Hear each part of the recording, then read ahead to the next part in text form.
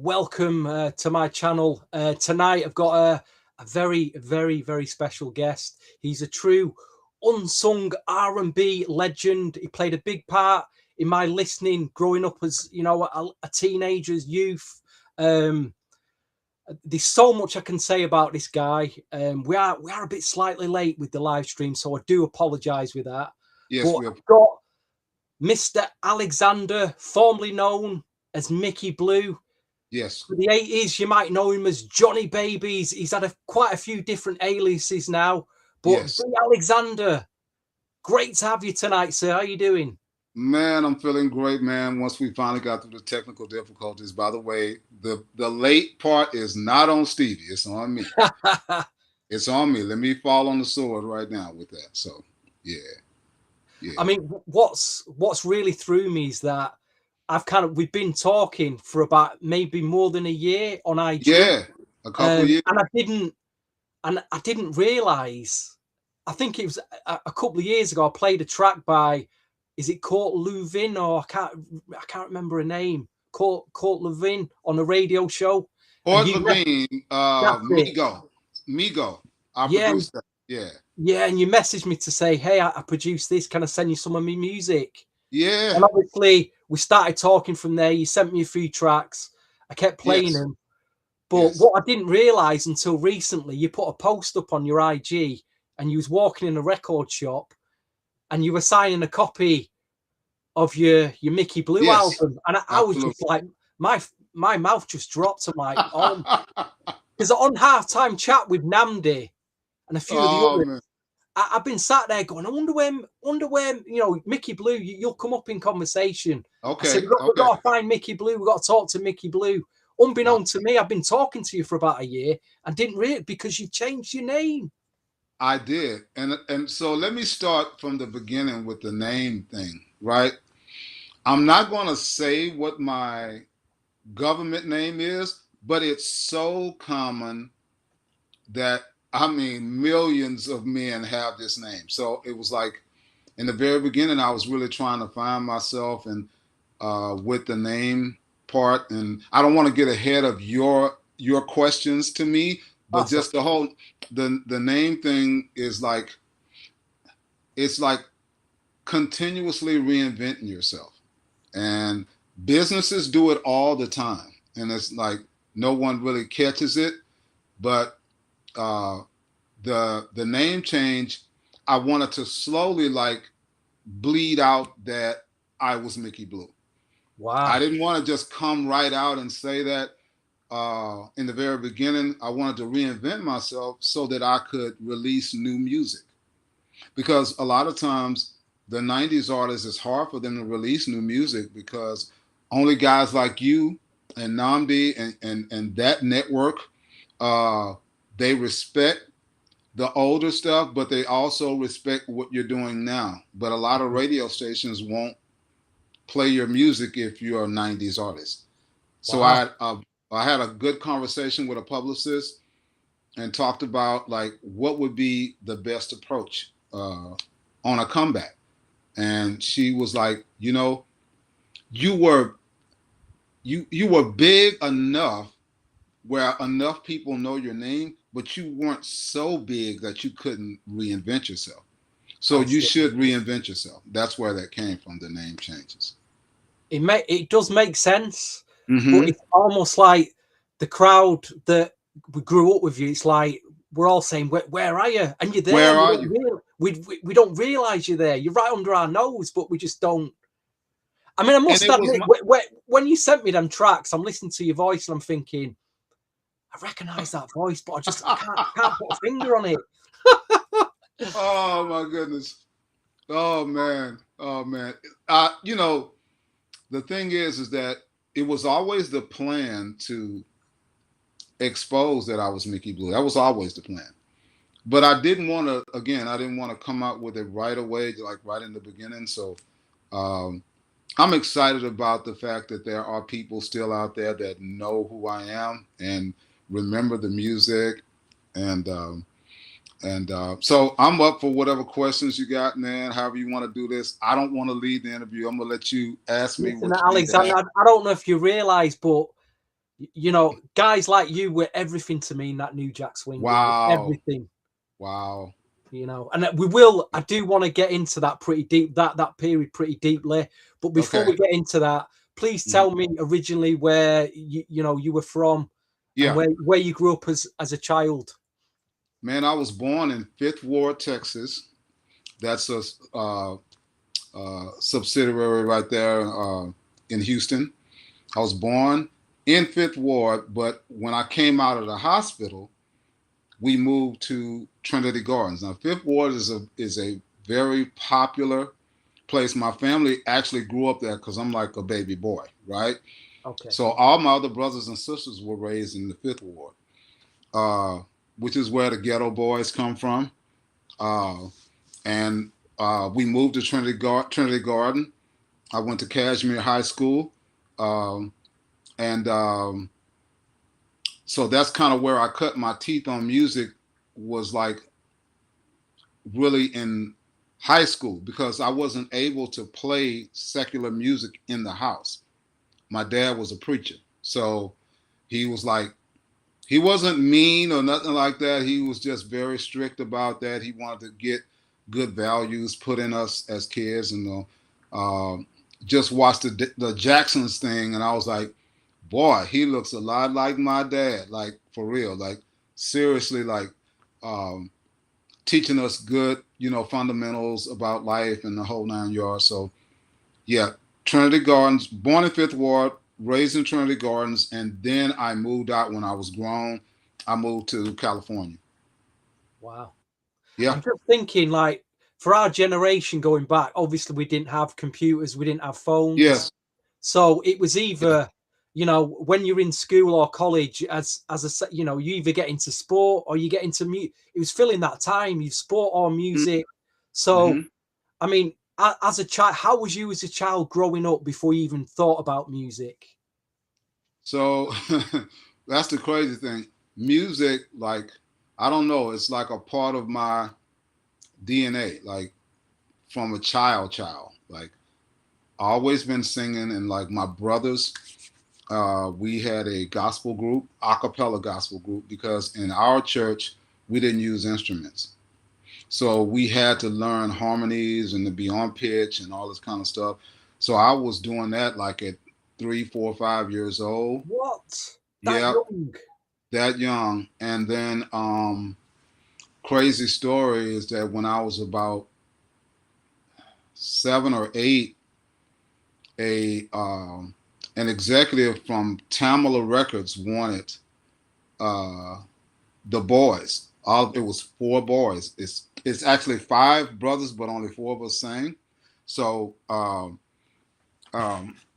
my dad was like, no, no, I don't want them out there in the world and da da da da whatever. So growing up, man, we were very strict. My dad was very strict about music in the home. So I would have to sneak and go to the record shops and just sit up in there all day listening to Michael Jackson and the Jackson 5 and James Brown and whatever. And my next to the oldest brother, Terrell, um, he was the one who saw it first. Mm-hmm. So he kind of put me in front, like, you're going to be in front, you're going to lead this, that, and so he would give me songs and say, hey, arrange this song the way you think you hear it. I was only like 9 years old when I was doing that. So I had a very, very great upbringing, man. Even though I wasn't allowed to like listen to secular music in the home, we did a lot of gospel stuff. It kind of like tuned my creativity, my ability to hear harmonies and stuff like that, because there was no instrumentation there to lean on. So everybody had to be on point, So yeah, that's kind of the beginning of my upbringing. So you'd say from 9 years old, you're thinking, I'm a bit of a rebel here. I'm going out to the record shops, hanging out with my friends, Mm-hmm. hearing pop music that's coming in, Yeah. probably all the soul and funk that's around at the time. Yeah. So, at what period then did you think I need to, this is me. This is, I About want to go with 16. it. Yeah, about 16 years old, like as a freshman, I think. was a freshman or so in high school. That same brother Terrell paid for me to go in a recording studio to record my first song.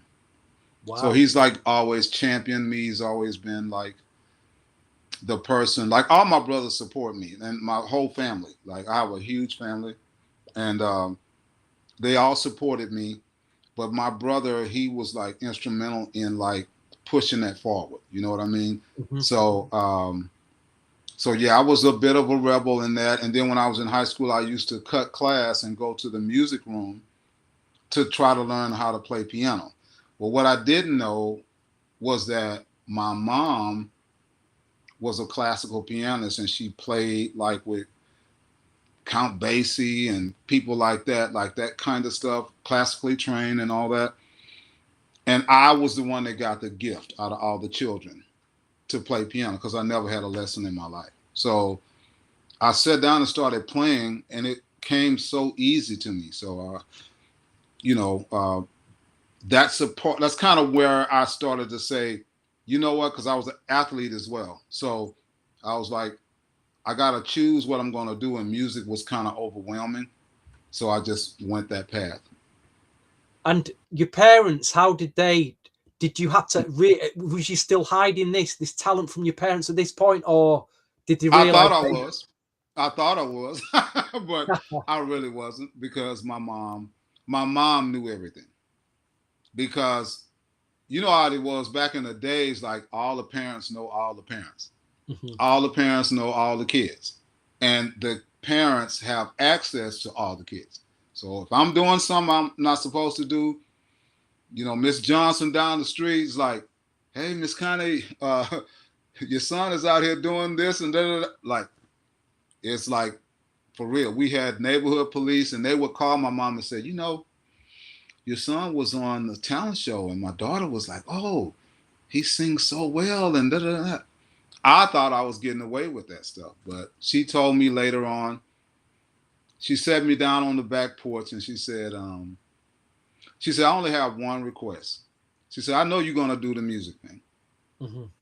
She said, just be a man. Wow. Be a man. That's all I asked. Be a man.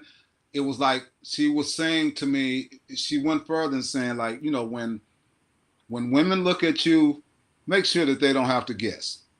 That's all she asked. She said, I know you're going to work hard and you're going to be good, but at the end of the day, be a man. That's all she asked. That was her only That's great request. advice. It's great advice, you know. You know what I mean? So yeah, yeah. Mm-hmm. So during like your school, college days, when you look back to them days, were they happy times for you, or was it a struggle? So high school, man, you know, I only went to class long enough to graduate. Okay. So I was like, and a crazy story, my high school teacher, Miss Marion Lee, she was my music teacher. I had advanced chorus and music theory, first and second period. Mhm. But after that, a lot of times I would never leave the music room. She wouldn't make me go. And I asked her years later when I released I Promise. I went back to see her. And I asked her, I said, why didn't you make me go to class? She said, the reason I did that was because what I was hearing from you was not ordinary. These are her words. She was like, you don't sound like a 11th grader. You didn't sound like somebody that's like tinkering. You sounded like you were making compositions that were like above the level of where you are right now. And she had to fight with that within herself to say, like, do I tarnish that dream or do I push him to class? Mhm. So she made the decision to like uh, just let me stay and play piano and write and you know. So it was a great that was a great time. All my classmates like was like, you crazy, like you're never gonna make it, you know, in music. Only people in New York and LA make it.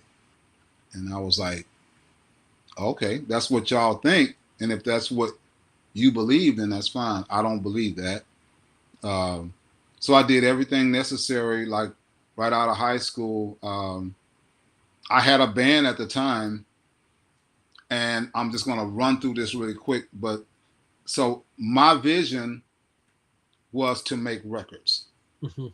I didn't want to be a club singer, right? Nothing against that, because Mhm. there are a lot of people who do that, like, and make a living, a great living, and they enjoy that. I enjoy it, but I always wanted to know if I could convince the people with my own music. Because playing covers, you're already like 60-70% ahead of the game before you even start singing. It's already a hit. Everybody knows the song, and all you got to do is just don't butcher it. Like, just get up there and do your thing. But with original music, it's from start to finish. You gotta convince them that this is good product. You know what I'm saying? Uh, so yeah, I wanted to make records. They didn't, so they voted me out of my own band that I put together.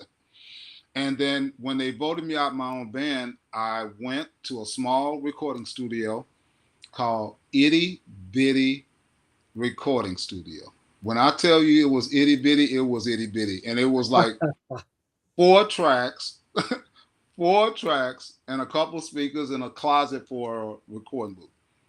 I went in there and I recorded a song called Bedrock. I don't know if you remember that song, but okay. The band was called the Glass Band. But just before you get to that, because Okay, I was going to go up to that. you're going to go to that? Okay, Yeah, let's I'm going to go. But I mean, during this time, you're in school, you're in college. You're obviously you're getting things together. I mean, mm-hmm. I went to my school and college days, and I wanted to go to record shops and buy records. And now the issue Yeah, of doing that was money. yeah. Obviously, music costs money. So during that period, did you have any money? I mean, were your parents None. financing? Did you have a part-time job? How was you enabling yourself to do this? What I would do is I would do just enough gigs to keep food on the table. I see. Just enough. I never like locked into, or I'm playing here every week, I'm playing there every week, like no kind of residency type stuff like that. I just did just enough to keep food on the table, and I stayed focused on my goal to make records. Like, I didn't let anything like get in the way of that.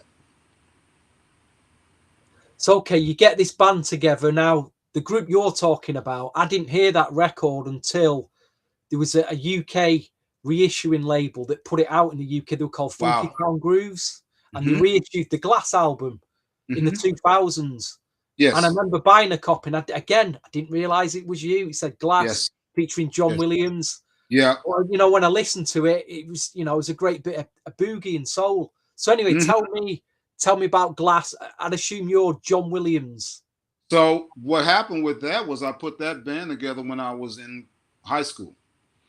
And then right out of high school, we were doing some gigs and working and stuff. And then after a couple of years out of high school, because I didn't go to college, so I went right into the music right out of high school. I see. Right. So, and we were doing some gigs and stuff. And I had a vision again, and it was not to be locked into the club scene or whatever. Uh, but they didn't see it that way. They wanted to do gigs and make money, and I'm not mad at that. We're still boys to this day. Like, Mhm. not a problem. But they had a voting, and they voted me out of my band. I Wow. went to record Bedrock. Then, right after that. So when I did, a local promoter got his hands on it and took it to this independent record company. And a couple of weeks later, I'm getting a phone call.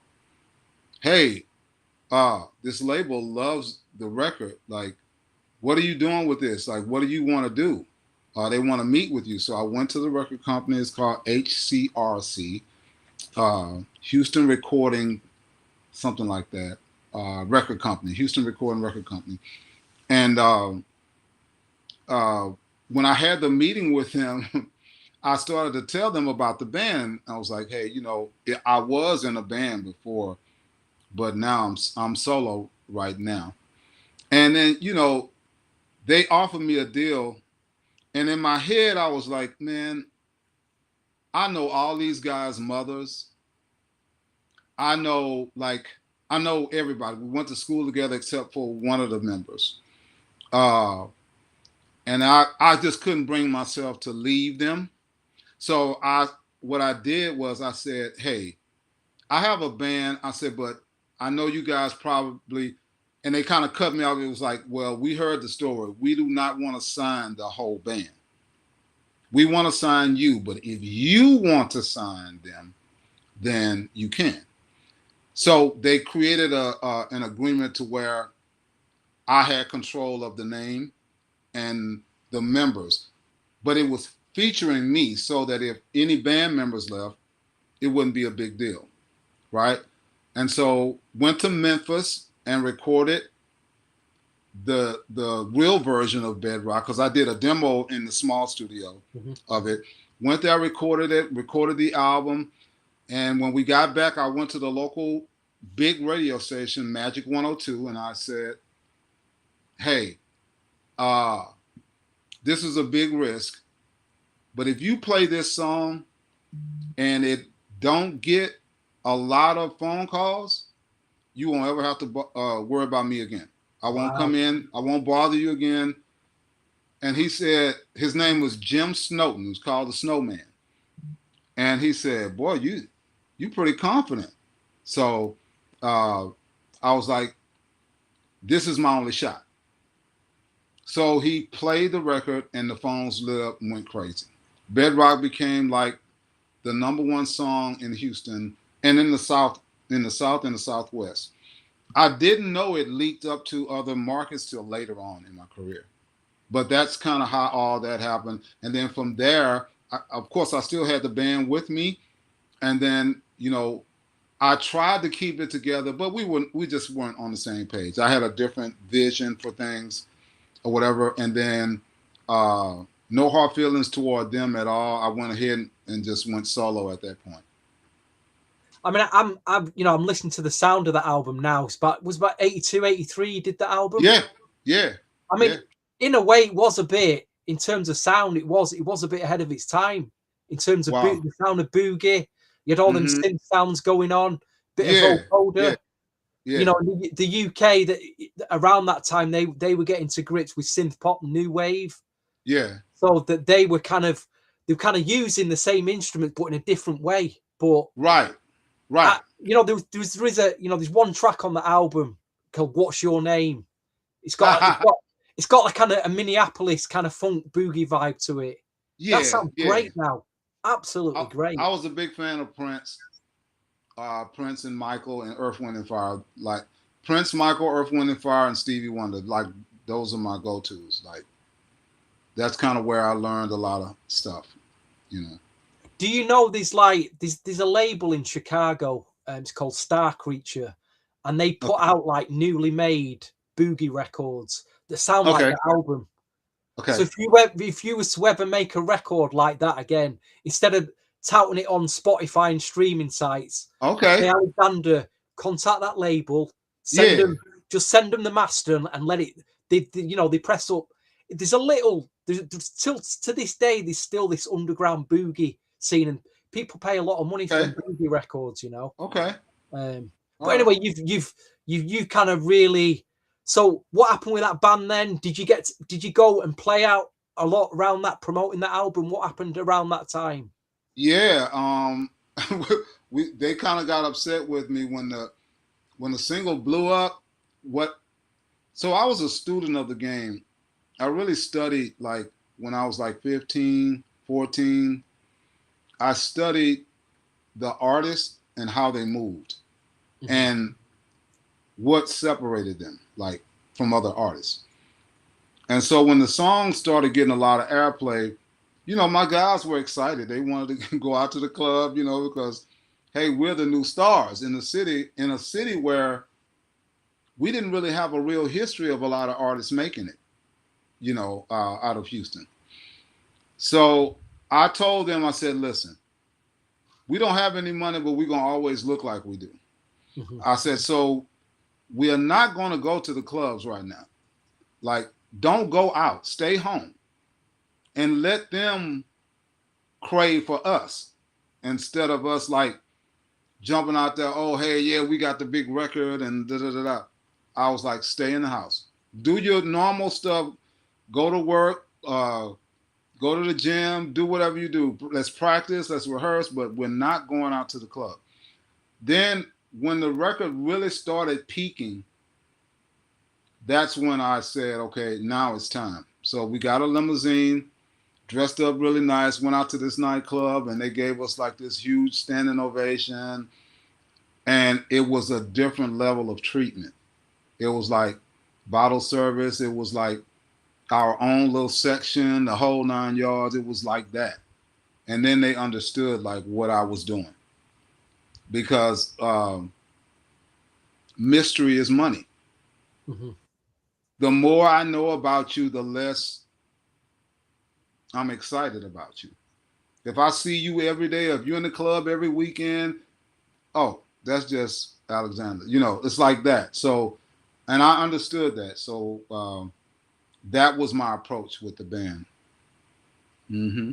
I mean, that album now it's a bit of a collector's Yeah, it boogie is. item. Yeah, I've not got, yeah, I can't even find it on vinyl. I've got the CD, but I'm yeah, yet to find a vinyl copy of that. So yeah. how did that group end then? What happened then? Oh, it disbanded. Like after that, I left, and we had took a trip to Oakland, well, it wasn't Oakland. It was in California. It was another independent label that had budgets, but that didn't work out either because there was some fraud stuff going on with them.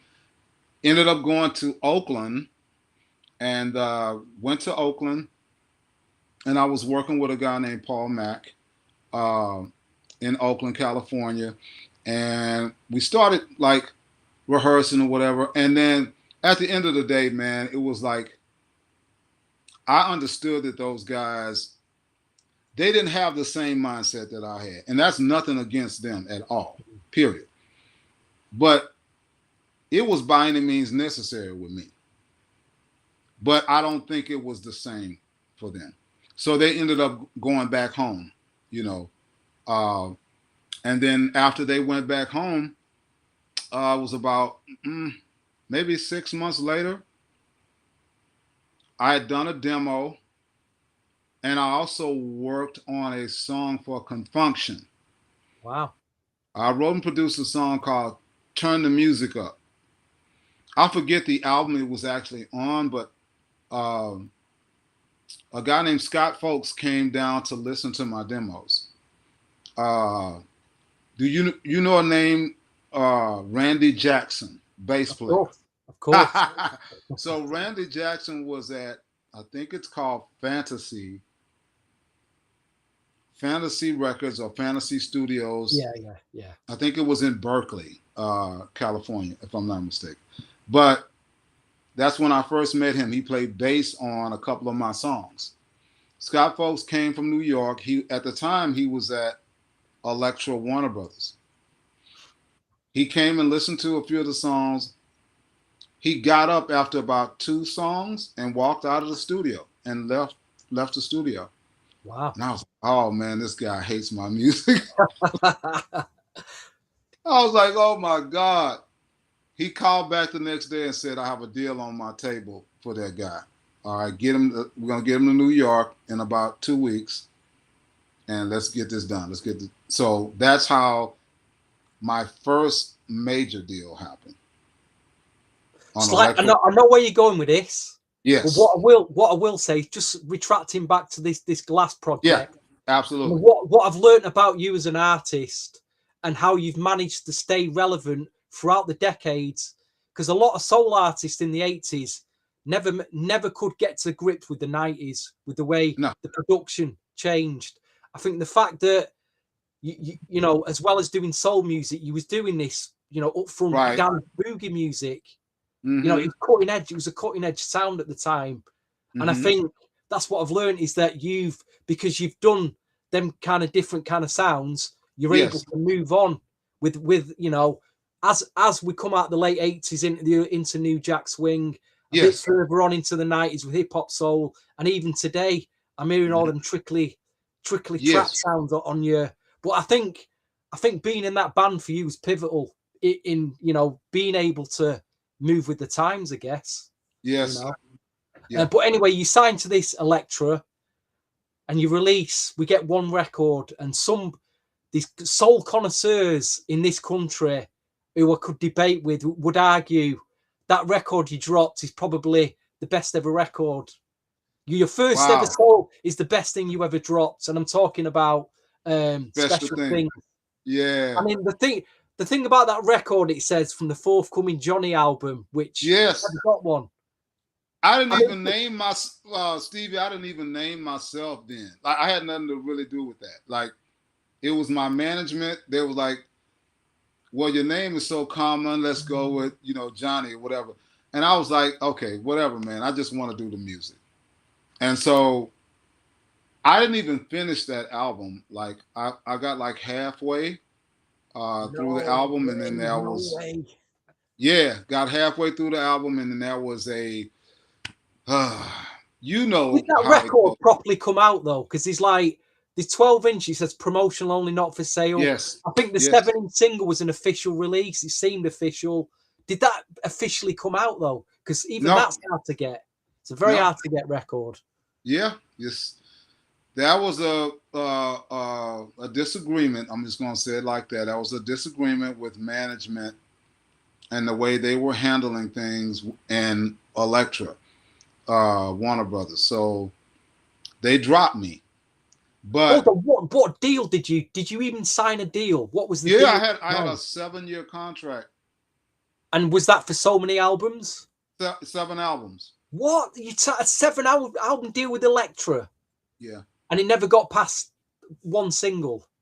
I was recording in Elektra Ladyland in New York. I mean, I had the top studios. Like, everything was top notch, and I played all instruments, so all rhythm instruments. So I didn't even get to I was so excited with that deal because I was in New York, and I was like, man, I can tap into all the best musicians, singers. I was recording next to Steely Dan. I was in Studio B. They were in Studio A. And Donald Fagen. Donald Fagen was next to me. I was like, this is crazy. This makes no sense. So, but yeah, they had to drop me because, and I just can't speak on it. I won't speak on it because I just don't really want to get into the negative of anything, but just that deal did not complete. And I'll just leave it there so you can ask your next questions. I don't want to lead into the only thing I'll ask you about that, did they give you an advance? Did you get an advance? Yes. Well, it was. So you got something for it then? I got a little. Take it back off you. I got a little something, man. But my deal was so. I think that's why I was so angry because, man, I was going to be implanted into the scene. I had a long-term deal. It wasn't like a one album deal and all. No, it was something because this guy really believed in me, Scott Folks, and his name is going to come back up again. Once you start asking me more questions. I mean that just going back to that record, special. Okay, things. Special Things. It's just truly is one of the best things you've ever released, and you've released some amazing stuff as well. Man. Do you ever get asked about that record? Has anyone asked you about that record? No one asked me about that record because a lot of people really didn't even know that was me either. And I was so angry that I didn't want to even tell people because I was like, why would I promote this knowing that I don't have a follow-up? I'm like, I'm not going to do that. I was like, whatever it's going to do, let it do it. And I was like really, really angry with that. And then so things got a little rough after that. You know what I'm saying? Time, like in those times, it was like now I'm newly married and all that stuff, getting ready to get married at that time, right at that time.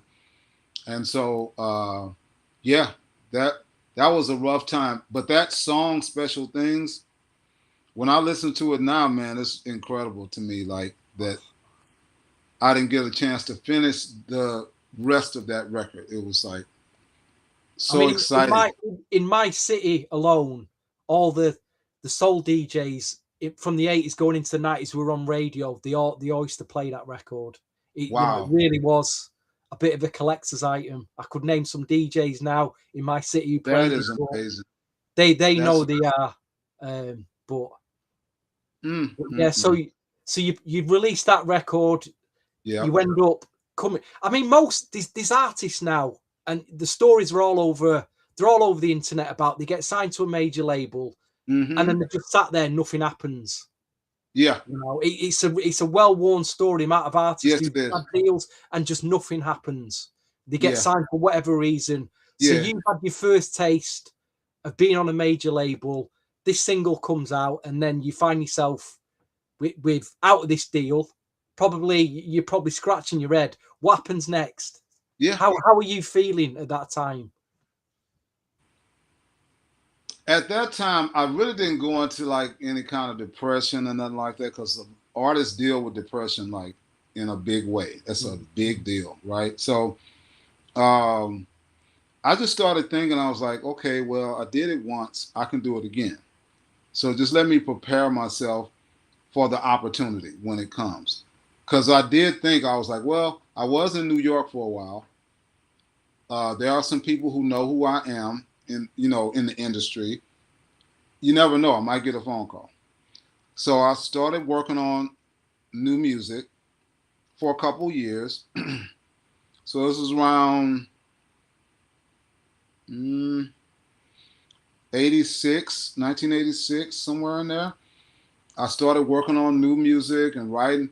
So a couple years go by, and then I get a phone call from Jay King.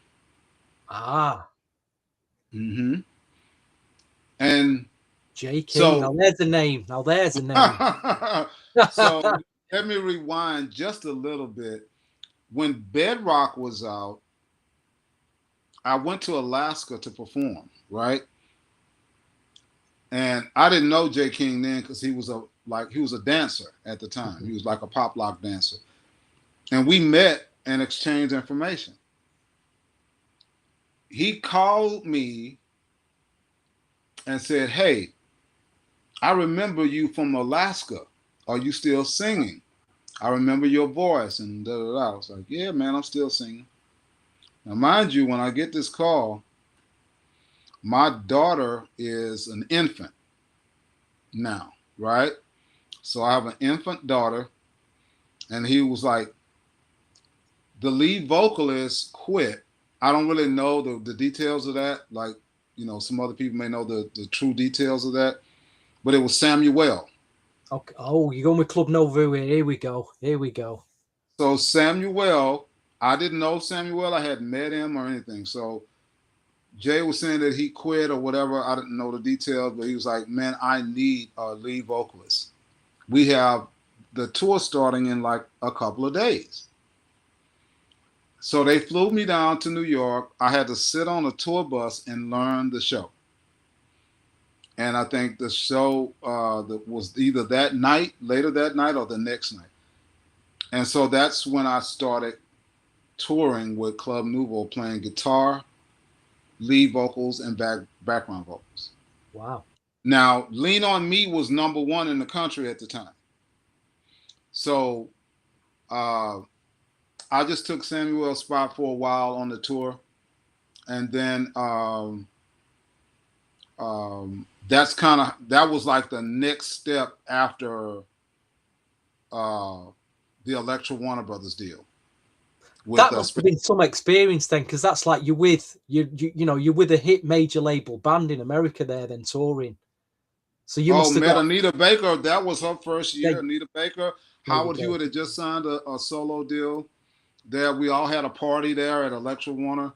And man, I just felt like I was like, in my head, I was saying, when people tell you you can't do something, like that was the first time that I really, really knew, like, don't listen to people because they don't know. Like, here I am, I'm in the Elektra Warner Brothers office in the same building with Anita Baker and SOS Band and Howard Hewitt had just signed a solo deal. Mm-hmm. And I was like, man, this is amazing. Like, I'm here. And they said I wouldn't be here. So yeah, after that, fast forward to the J. King phone call, and that's how Club Nouveau started. Me touring with Club Nouveau. I mean, you're now getting obviously a taste of what it's like, major, to be in the music business, in the major label things. On the other side, in your personal life, you just mentioned, you hinted that there's a lady in your life. You got a little child coming out. I mean, how was you juggling that? What was your other half saying to you about doing music? Were they happy? Were they supporting you? Were they trying to pull you in, saying, no, we need you here? What was going on then? She was very supportive at that time of me, doing what I was doing, because I made it very clear up front from the very beginning. She already had a son. Okay. And so when we were talking, that was one of the things I asked her. I was like, if this gets really, really serious, like, can I raise him? I'm talking about full-fledged raising, not like part-time raising. Mm-hmm. Right? And she gave me the green light to do that. So she was very supportive. So when I went out on tour with Club Nouveau, I had an infant daughter and a young boy that needed me, right? But I had to make money, right? So I had to go on tour, and I did that. So juggling that was pretty. It wasn't bad at all. Like, she was like really supportive of what I was doing. We had really good communication, the whole 9 yards with that.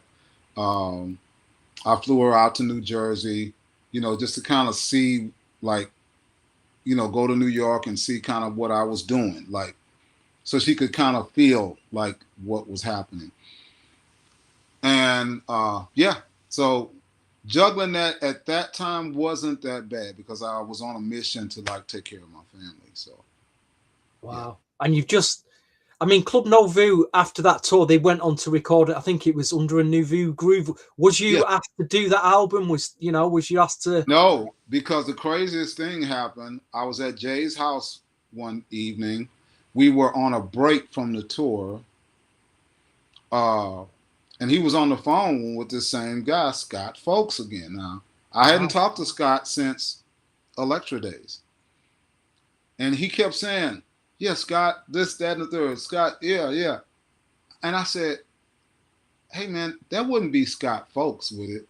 He said, yeah, this Scott Folks. I said, man, can I speak to him? And when I got on the phone, man, he went crazy. And he was like, man, I've been looking everywhere for you. He said, I'm no longer at Elektra anymore. I'm at EMI Capital. He said, don't send me no demo, nothing. You have a deal if you want it. It's on my desk right now. He said, but here's the catch. I'm leaving EMI because I've got the boat in the water now. I got EMI going really, really good. They want to move me to Los Angeles to Capital, to the mother company, right? So he said, you can either wait till I get to Capital, or you can sign your deal now at EMI. Well, I got a family.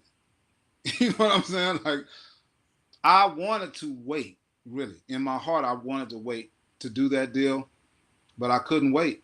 And I signed my deal with EMI at that point. So I didn't go back on tour anymore with Club Nouveau. I get it, man. You must have been so excited to be offered that deal. How old? Can you remember? How old was you then? Can you remember? We're getting to the late 80s now. This must be about 88, 89, is it? Or 87? Yeah, it's 88, 89, 26, 27, something like that. So you're in the prime. You're coming into the prime of your 20s. Yeah. You must be so excited. Yeah. So uh, I got some equipment. I started working on composition and started Hold writing. on. So EMI, did they just give you a deal straight? Did they just give you a deal off the bat?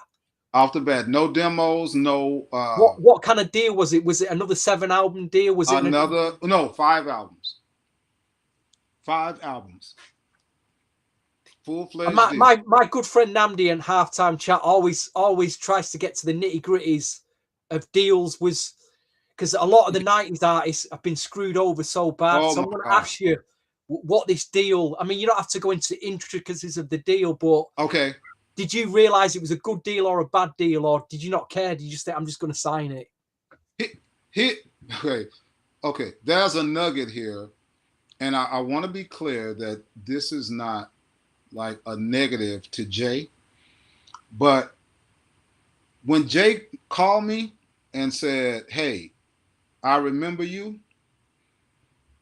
that was at a point when I needed that phone call. So the way I was raised, loyalty is a big deal. So I didn't have to do this through Jay because Scott had already told me, man, you got a deal on my desk. Like, you don't have to, no demos, no nothing. Just, I'm going to send you the contract. You get your lawyers to look over it. And I said, Scott, I'm going to do the deal through Jay King. And I knew why I was doing it, right? But it was a loyalty thing because he had showed love to me at that point. And I was like, the only reason I'll get to talk to Scott is because he made that phone call.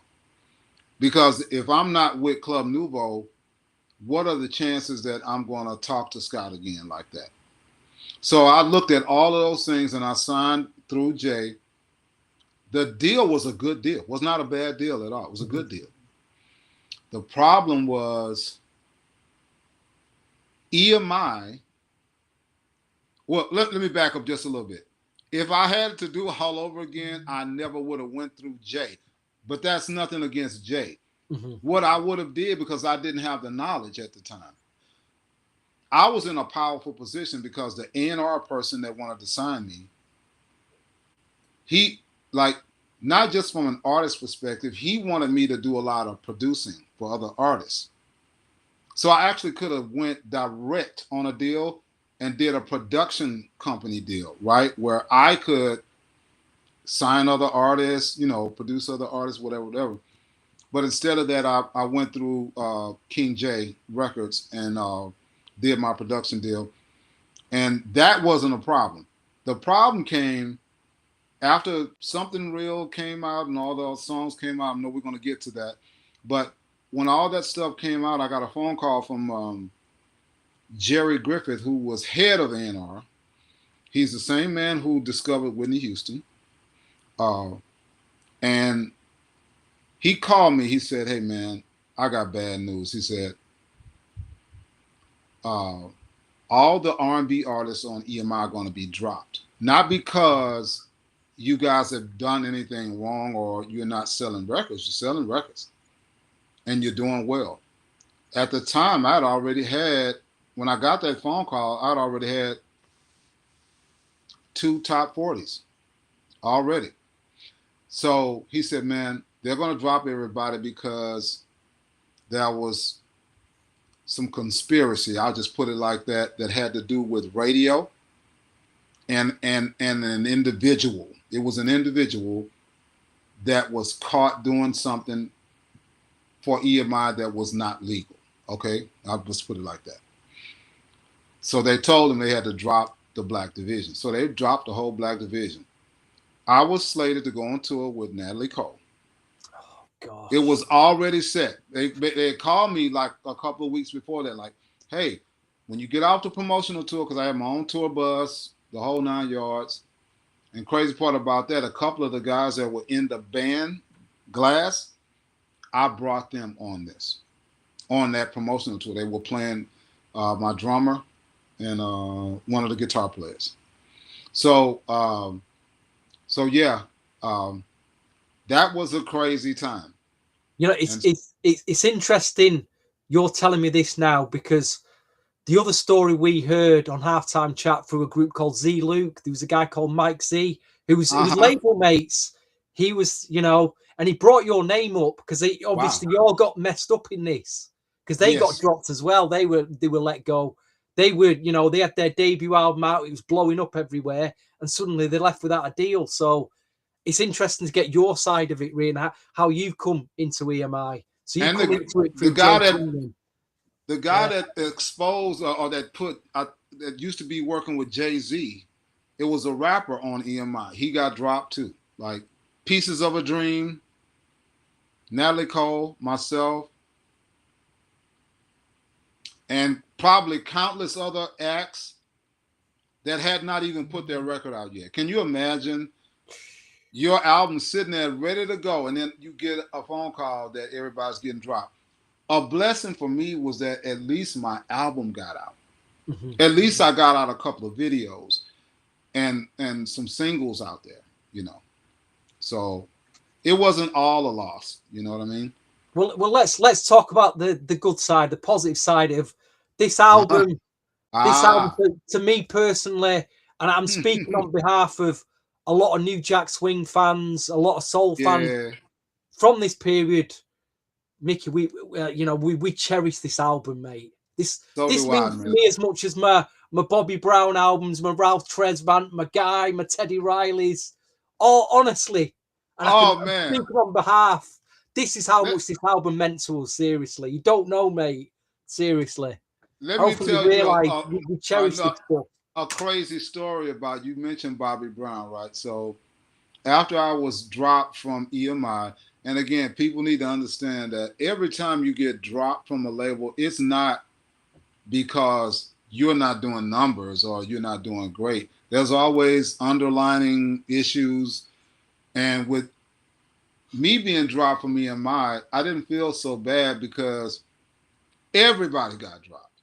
The whole black division. It didn't come back again until D'Angelo.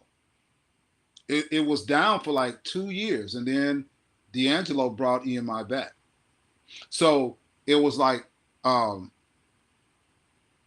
I got calls from, I don't know, maybe 4 or 5 labels.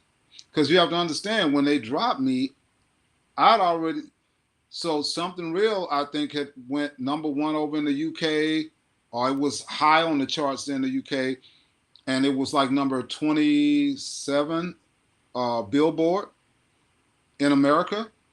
And in some other countries, it was #1, and then I Promise did very well as well. I Promise was huge. It was huge in the, in the UK, the Soul City. Everyone was playing it. It was huge. And it's crazy, man. So the after that, when they dropped me, I got calls from these labels, and one of the labels was Universal. And at the time, Lil Silas, you know that name? Of course, yeah. Okay. Big name, big MCA. Yeah.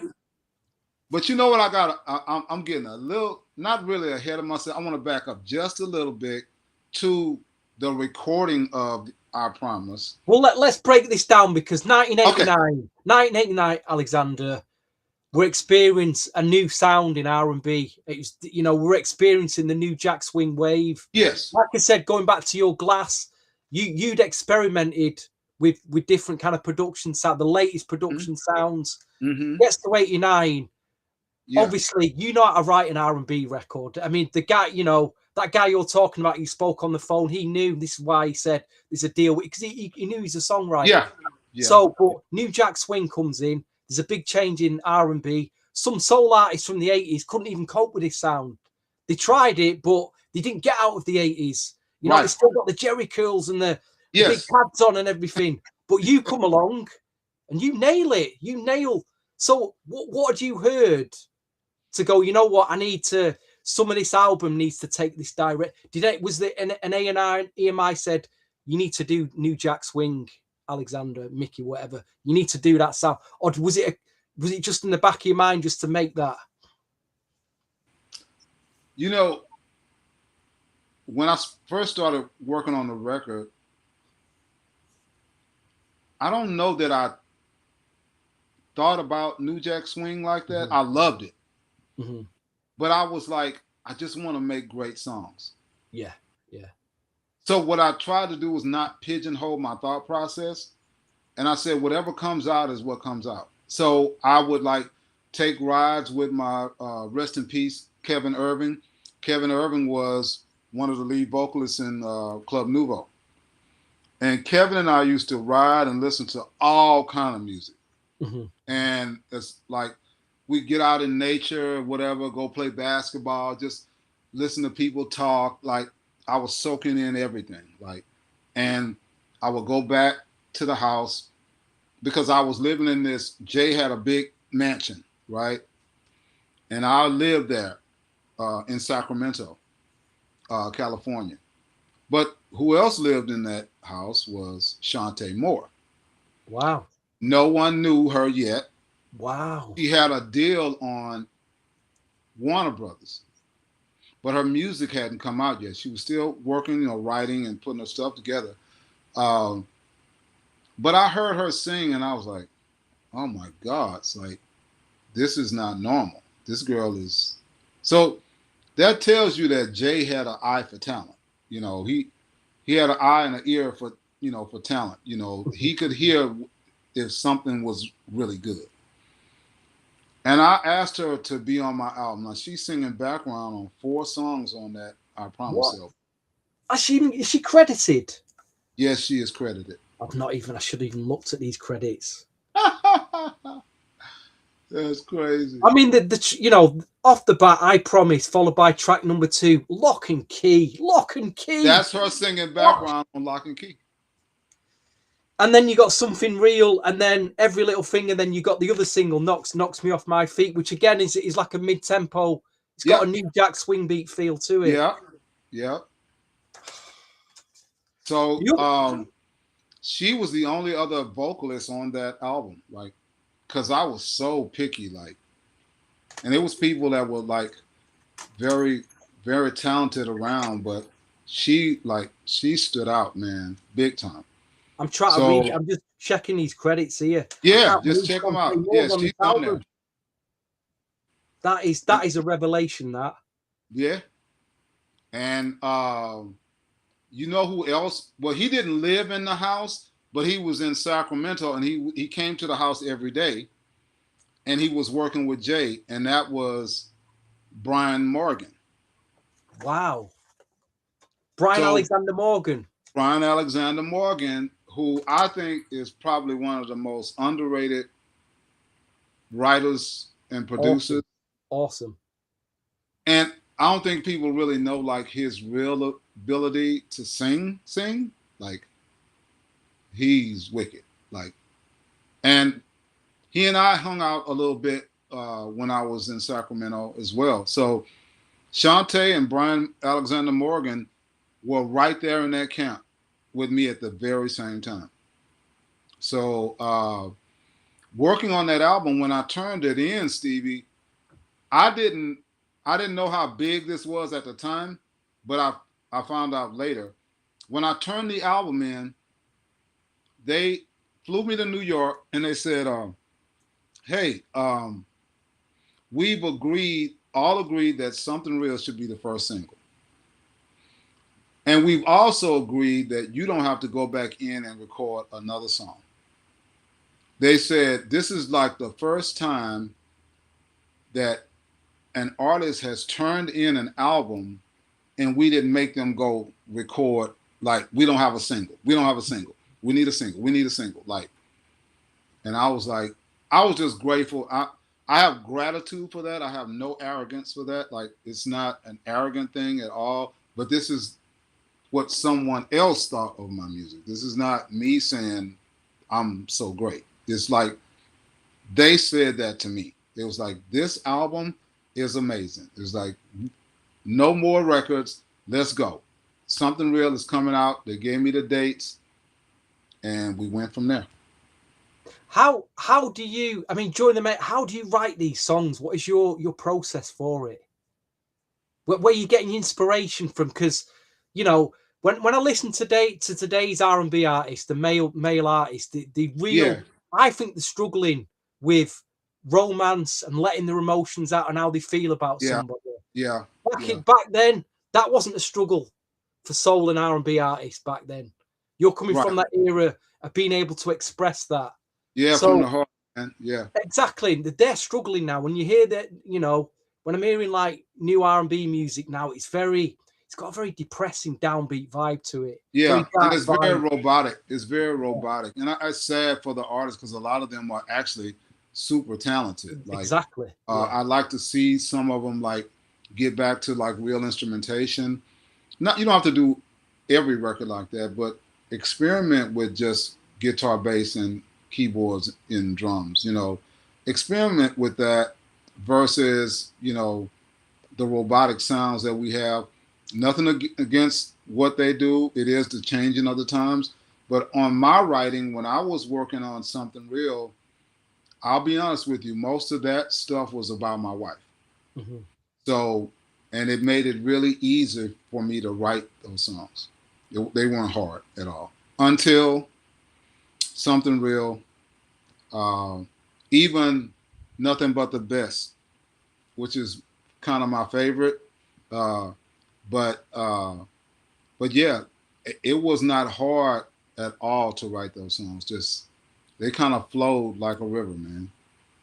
Did you know that your track Until was covered recently? I don't know if you've heard. There's an artist that I know he's very into New Jack R&B. He's called Derek Yeah, Goldburn Jr.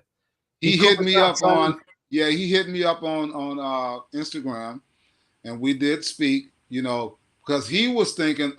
I don't know if he said it, but somewhere in the comments, I think he had said something about he met with Teddy Riley or something like that. Because I don't think he knew who I was or whatever. And then I chimed in on his messages and I said, "Hey, this is not a Teddy. That's not a Teddy Riley thing. This is me. Like this is Mikki Bleu. Boom, boom, boom." So it's like we started kind of talking back and forth. Really cool guy, and then we lost touch. And a couple of days ago, he hit me up again. So yeah, I'm aware of that. I mean, when I hear Until, I mean the obvious thing that people will, if they heard this record now, they'd be going, "Has Michael Jackson ever heard this?" Because the chorus is like it's almost made for MJ to, you know. Oh, no doubt. Now that you say that, yeah, he would do something like that probably.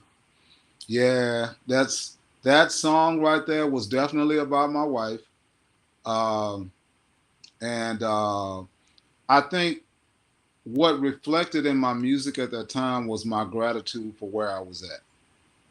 Like, because I understood the struggle and all that I had been through in my life. You know, to losing my mom like right when Bedrock was coming out.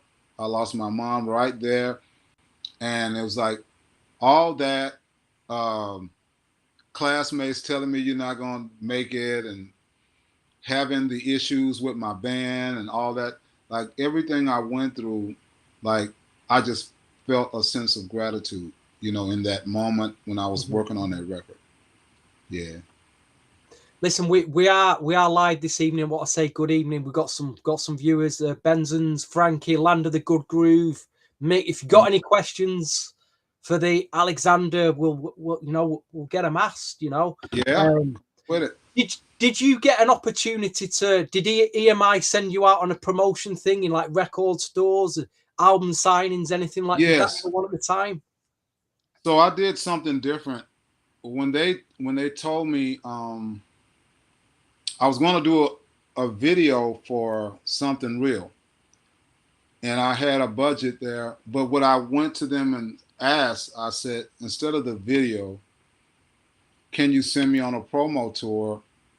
And I want to play live at the record stores, like the bigger record stores in every city. Mm-hmm. They put together like a 15, 20 city tour, like 20 cities, something like that. And I did in stores and live shows instead of doing the video. And the reason I did that was because I wanted to have more of a direct connection with the PDs and the MDs of the radio stations. Mm-hmm. So when you did that, you did it through the main radio station. So they were involved, and then you got the record store involved. So I was like, okay, I want to do something different. I don't want to just put the video out like everybody else, and here we go. I went on a promo tour with a tour bus, the whole 9 yards, full Wow. band, everything. Wow. And so I paid my band to go on tour, right? So I hired the people to go with me, and that worked out. And then when I got back, by the time I got off that tour, I mean, Something Real was like blowing up crazy at that time. And I did like uh, I wrote letters to all the MDs and PDs that played my record and thanked them for giving my record a shot. And they was like, everybody had the same response. Are you a human being or are you a robot? Like, artists don't do this. We've never had a phone call or a letter directly thanking us, because the MD could say no. He could like, no, give me that other record over there. Like, they're paying a lot of money too, so let's get this other record. So they gave me a shot, and I didn't take that for granted. And I truly felt at that time it was a very exciting period. If you're an artist on a major label, and try to look at newer artists today getting an opportunity to go out in record shops, on tour buses, and newer artists at the moment, they're sat on Spotify trying to get views. yeah, You're part of a genuine scene here, because scenes yeah, seem to have it's all changed now. Music scenes seem to have disappeared. You're yeah, part of this soul R&B New Jack scene. You're out yeah. there on a tour bus. Did you Yep. feel that excitement at the time? Oh my God, I couldn't even put it into words, man. It was so incredible that had happened for a kid out of Houston, born in Fifth Ward, raised in Trinity Gardens, um, a place where I had not seen. The last artist that I saw from Houston that made it on a big scale before I did was Archie Bell and the Dreads Wow. back in the '60s. The Philly guys. And I want to shout out to H Town Mm-hmm. and Destiny's Child and Beyonce and all the other artists out of Houston that have made it. Um, I try to be very clear about not like being any kind of ways like honorary about my uh, position in history from Houston, but I do know that uh, H Town took the baton and they went even further. Like, you know what I'm saying? Like, but I do feel like I introduced the major labels to talent in Houston Mm-hmm. because I was from there and I was one of the first, if not the first, after Archie Bell and the Drells to be recognized on a national stage. Right. So again, H Town, they did a hell of a job. They got their deal and they went out there and made it, and they're still going right now. So I'm very proud of those cats. They really helped put Houston on the map, and Rap a Lot Records as well. You know what I'm saying? So on the hip hop side. So yeah, yeah. Always felt a gratitude. I've got a loft full of, you remember a magazine called Blues and Soul? It was a UK magazine that came out at the time. Did they ever do an interview with you? I know they did an album review. I I'm remember sure. I'm there's sure I did. definitely an album review, and I don't know if they ever did an interview with. I'd have to get the magazines out again. Okay. But Yeah. I say that because your record, I Promise, got promoted here. There was UK. They gave it UK remixes. Yes. Did you get an opportunity to go over to the UK then? Because I just can't I remember. did. So you got over here to promote that record then? I did. I did. I can't Wow. remember what the name of the festival was, but someone booked me. They brought me over, and I went to London and performed at a festival. I was there for about 4 days, something like that, to promote it. But that was the only time I went. I went there, and I went to Japan. I went to Tokyo, Osaka, and Roppongi. Uh, so yeah, I've only been there once. I can't wait to get back to the UK, and it's going to happen. I'm hoping with this new thing that I got going, and I can bring the Alexander in, and also reminisce on a lot of the past music that I've done. I'll be ready to perform that stuff as well. So Wow. mm-hmm. So anyway, this album's out. These are the couple of big singles doing the circuits, and you saying in the midst of this, you're getting dropped. The department's gone. I went to Lil Silas's office after all that happened. But you sat in MCA Records now. MCA, yeah, the home of Bobby Brown. Yeah, and the crazy part about that is that he was like, man, he said, I'll sign you. He said, but here's the problem. I got a Bobby Brown record, and he named about 7 or 8 acts. And then he said, I got another batch of artists right behind that. Because back in the day, what they would do is they would set the release charts, like in the record companies. They would say, in the first quarter, we got so-and-so artists, and then the next quarter, we got this. He had 2 years of artists already on the board. They were working on My Prerogative at the time. Wow. So he said, I would sign you, man, but he said it's going to take you 2 years to get your album out. Oh, gosh. Same what happened with Miss Jackie McGee. She was signed and just sat there for years before they managed to get her album out. See, you know? I remember that Jackie. Would have been you. That would have been you. You'd have been waiting till about 1992 to get your album out. But I had 3 other labels that wanted to sign me as well, but I didn't even take the meetings because, man, I had worked so hard to get there, and then now it's like, here we are, 1990, I think it was 90, 91, maybe, something like that. And now my daughter is like 5 years old, getting ready to start kindergarten. And my son is there, and there's really no man there, like, you know what I'm saying, to really, really raise him. So I remember sitting in that meeting, and it was like I was just overcome with emotion.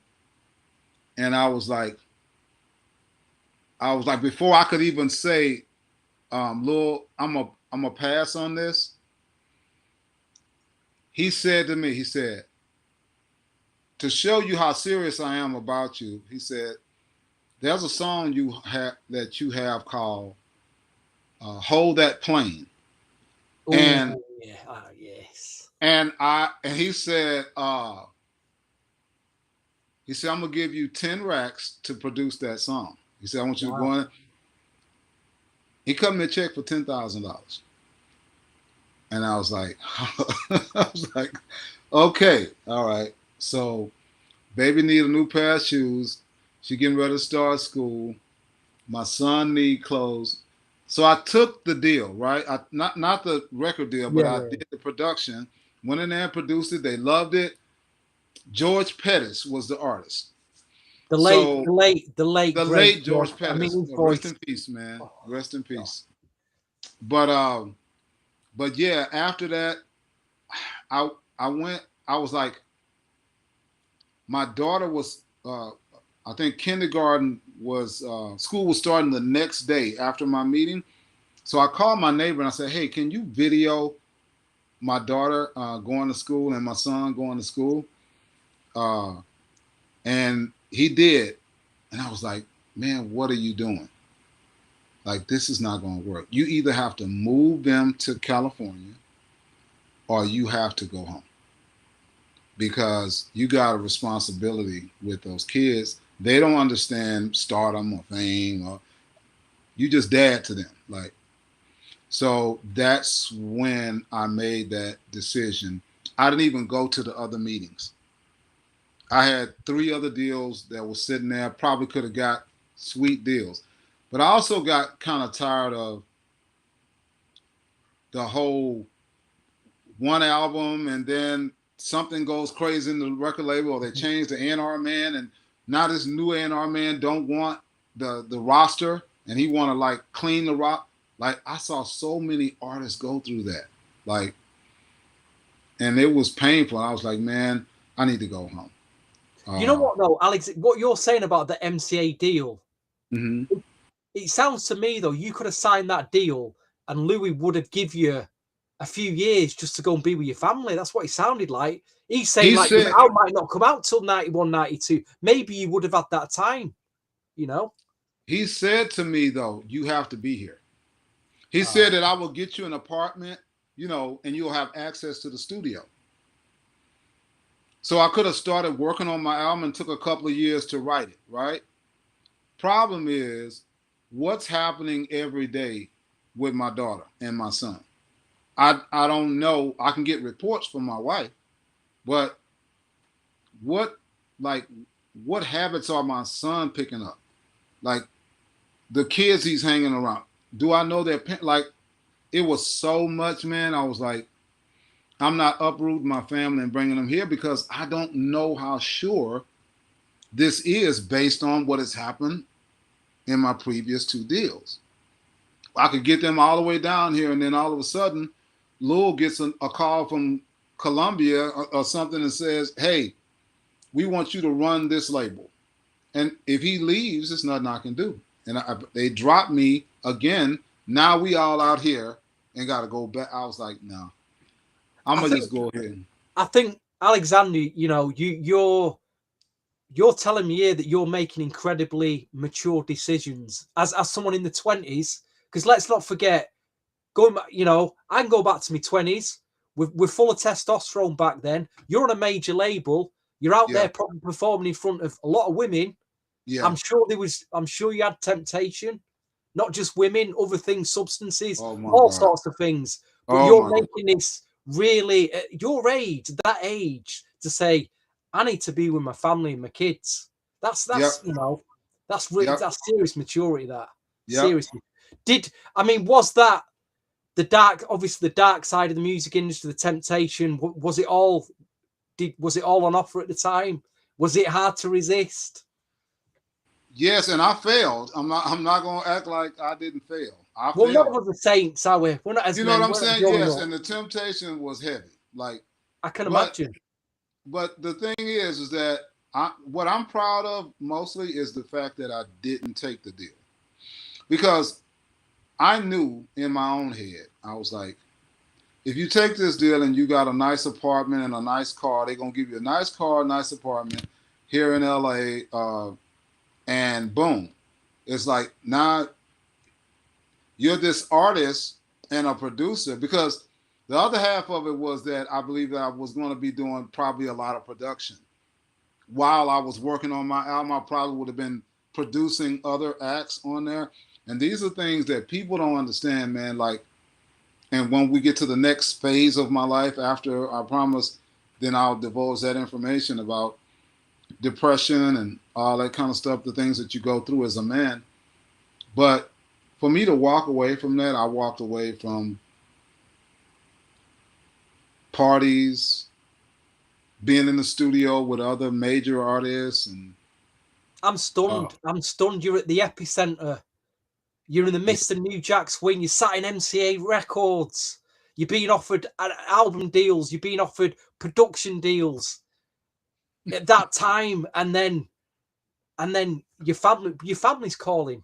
I get it. If you meet, you know, I've been in that, you know, in my life, you've met a special woman, and it's a strong, and you miss out on things. There's times in my life where, you know, I've been involved in a serious relationship. Yeah. I remember I was in a long distance relationship. Yeah. A lady in Connecticut, and my friend from NJS3, Andrew Knight, and VJ, them guys, they had a party on in New York. It was a New Jack Swing party, and they had Dave Way there. They had, you know, a lot of the New Jack Swing acts, and I was with this lady that I was in love with in Connecticut, and I just wanted to. I should have been at this party. This was my opportunity to meet all my New Jack Swing heroes, and I missed it. Wow. So, and again, you like you say, you're sat there in the midst of, I I'm stunned. I'm stunned. I respect you. I massively respect you, your decision.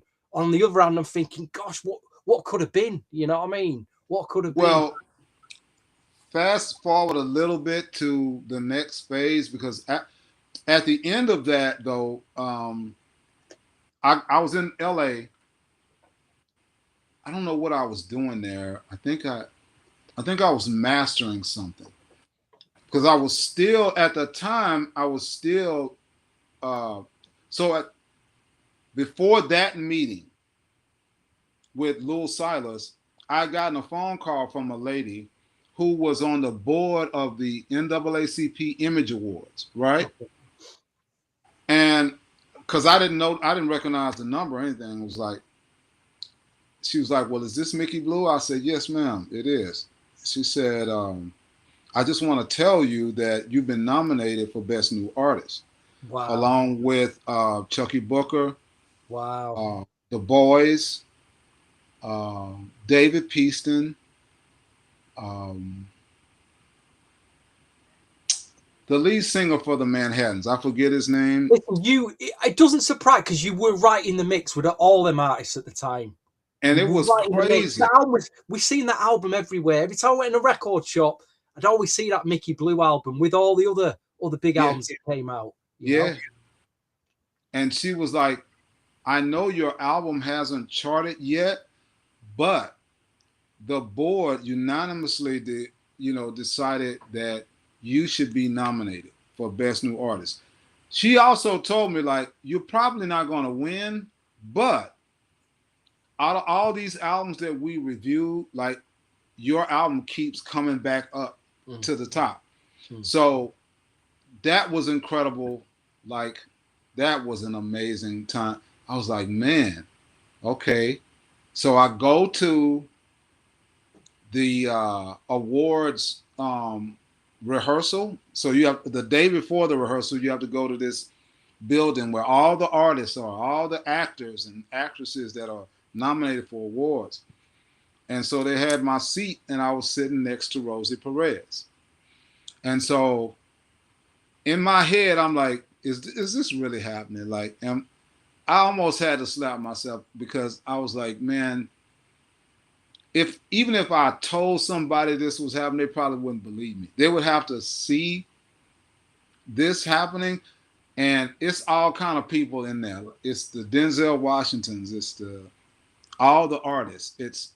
It was crazy, and so that also made it hard for me to make that decision when I did go to that meeting with Lil Silas. It was hard, but I was like, you know what? My son and my daughter need me. And I just can't keep bouncing around like this, you know. So I went home, and that was rough. Jeez. That was my kids didn't see it. You know, I didn't keep alcohol in the house. No drugs and nothing like that. But I just tried to raise them right and tried to be a present father. You know what I'm saying? And I thought that was like, I was like, God's going to reward me for this. This is not going to be easy, but I believe He's going to reward me for this. Like, because I can't get these years back. You know, once they get grown or, go off to college, then they're going to have their own lives at that point. Yeah. So I was like, these years right here, I can't get them back. So I went home and got us a house. And I was thinking in my head, I was like, well, what if I just keep recording, like, and kind of putting stuff out there? And I quickly realized, boy, how jealous the music business is. It's like a woman. It's like it wants you here, present, and in the mix. You can't be over here in Wyoming or or Detroit or and think, no, it doesn't work that way. They want you in LA or New York. Now that was then. That was before, the social media era. But when you were signed to a label, you had to be in one of those cities, LA or New York. And so that's when like life really hit me at that point. Like the depression came in, and my kids didn't know anything about it, but it was a living hell because I had to also watch the award shows every year. I'm like, I'm just 1 year removed from that. Like now I have to be at home and watch these awards, these very same artists that I was like right shoulder to shoulder with. They're Exactly. moving on. Yeah. They're moving on, and I'm here raising my kids. But I would do it again. I mean, I got, bless you, your late mother, but she said, "Be a man." Yeah, You at least you did that. I did that for her, for sure, for her. You went Yeah. back to your family, your Mm-hmm. kids, Mm-hmm. and you did what she told you to do. You Yeah. lived up to that. Yeah. Yeah. But it didn't, like you say, it didn't end there. It didn't end there because obviously we got this out. Maybe a few years later, you went the independent route. We got this album. Yeah. Yeah. So talk me through. You've gone back to your family. You're going yep. through this difficult period. And where was the light at the end of the tunnel then? When did it start? When did this light appear? It must have been to get that you can get that album out. It wasn't even a light though, Stevie, to be honest with you. I'll be honest about that album. My heart was not in it. Wow. My heart was not in that album. And man, it was like a part of that story is so my manager was Vanilla Ice's manager too, Tommy Kwan. Wow. We had the same manager. When I went home after about a year or so, he called me and said, "Man, I think you should put more music out. You can do it under my label. I got a big deal with so and so, whatever." Because at that time, I knew Vanilla Ice because we had recorded up in Dallas together. Like we used to play basketball together and stuff,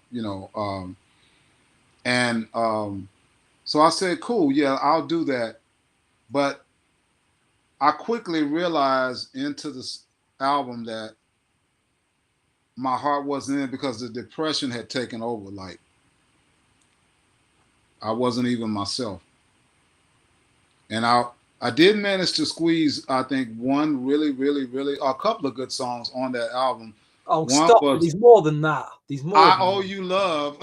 I Owe You Love. I felt like I messed up with the first single. That should have been the first single. Because Don Diego is playing soprano sax on that album, on that song. Oh my God. Like, to this day, I still love that song. But yeah, I had 2 or 3 on there that were pretty So cool. hold on, Vanilla Ice's manager, did he set up Ultrax Records then? That's his company, is Ultrax Records. Because again, this is you've got this album. I'm in the record store at this time, and I'm watching you come out on an indie label, and I'm seeing the Mac Band on the same label as well. And I'm I produced them too. Well, what I couldn't understand was why is the Mac Band and Mikki Bleu on an independent label? Why I couldn't understand it. It's like the Mac Band were on top of the pops. Roses Are Red. Yes. Roses Are Red. Now they're on an independent label. I mean, now I cherish independent labels, but back then it's like it felt like a step down. It was the label artist. I don't know how you felt about that, but listen, the music was still up there. The quality of the music, the songs. It's just that you're on an indie. You're not getting that budget that you would have got on a major label. I didn't feel like it was a step down. I just personally wasn't. I wasn't in it. I wrote it, but I wasn't in it because I was more into what my kids were doing and the whole 9 yards. I was also working with some local acts. I was trying to give like my knowledge to them, and the reason nothing ever developed with that was because I think I might have been like too tough on them. You know what I'm saying? Like, because when you know what it takes to be good, when you work with other people, like you're gonna demand that same thing from them. So I think I was a little bit probably over the top, demanding of them. Um, but man, my head was spinning when I did that album. I Wow. didn't, I wasn't really in it at all. Yeah. Let's just track back between the I Promise album, this album. Okay. You did a few other things, and I want to. You did Bonita Arterberry. Yes. Oh my God. You did a Thank great you. The record on song her called album. "Thank You," man. She Yes. passed away not long ago. I didn't know that, but I just found that out about about a year ago. And Tommy Kwan wanted me to produce something on her, and I did the song "Thank You." And that's also the lead vocalist from the Mac band, D Mac, and me singing background vocals Wow. on "Thank You." And the song "I Belong to You," I wrote and produced for the Mac band, Yes. and Yeah, it's did on that. that independent album as well. I So mean, she had a great voice, and there was another oh project. man, Another project. I hate to, but Dorian.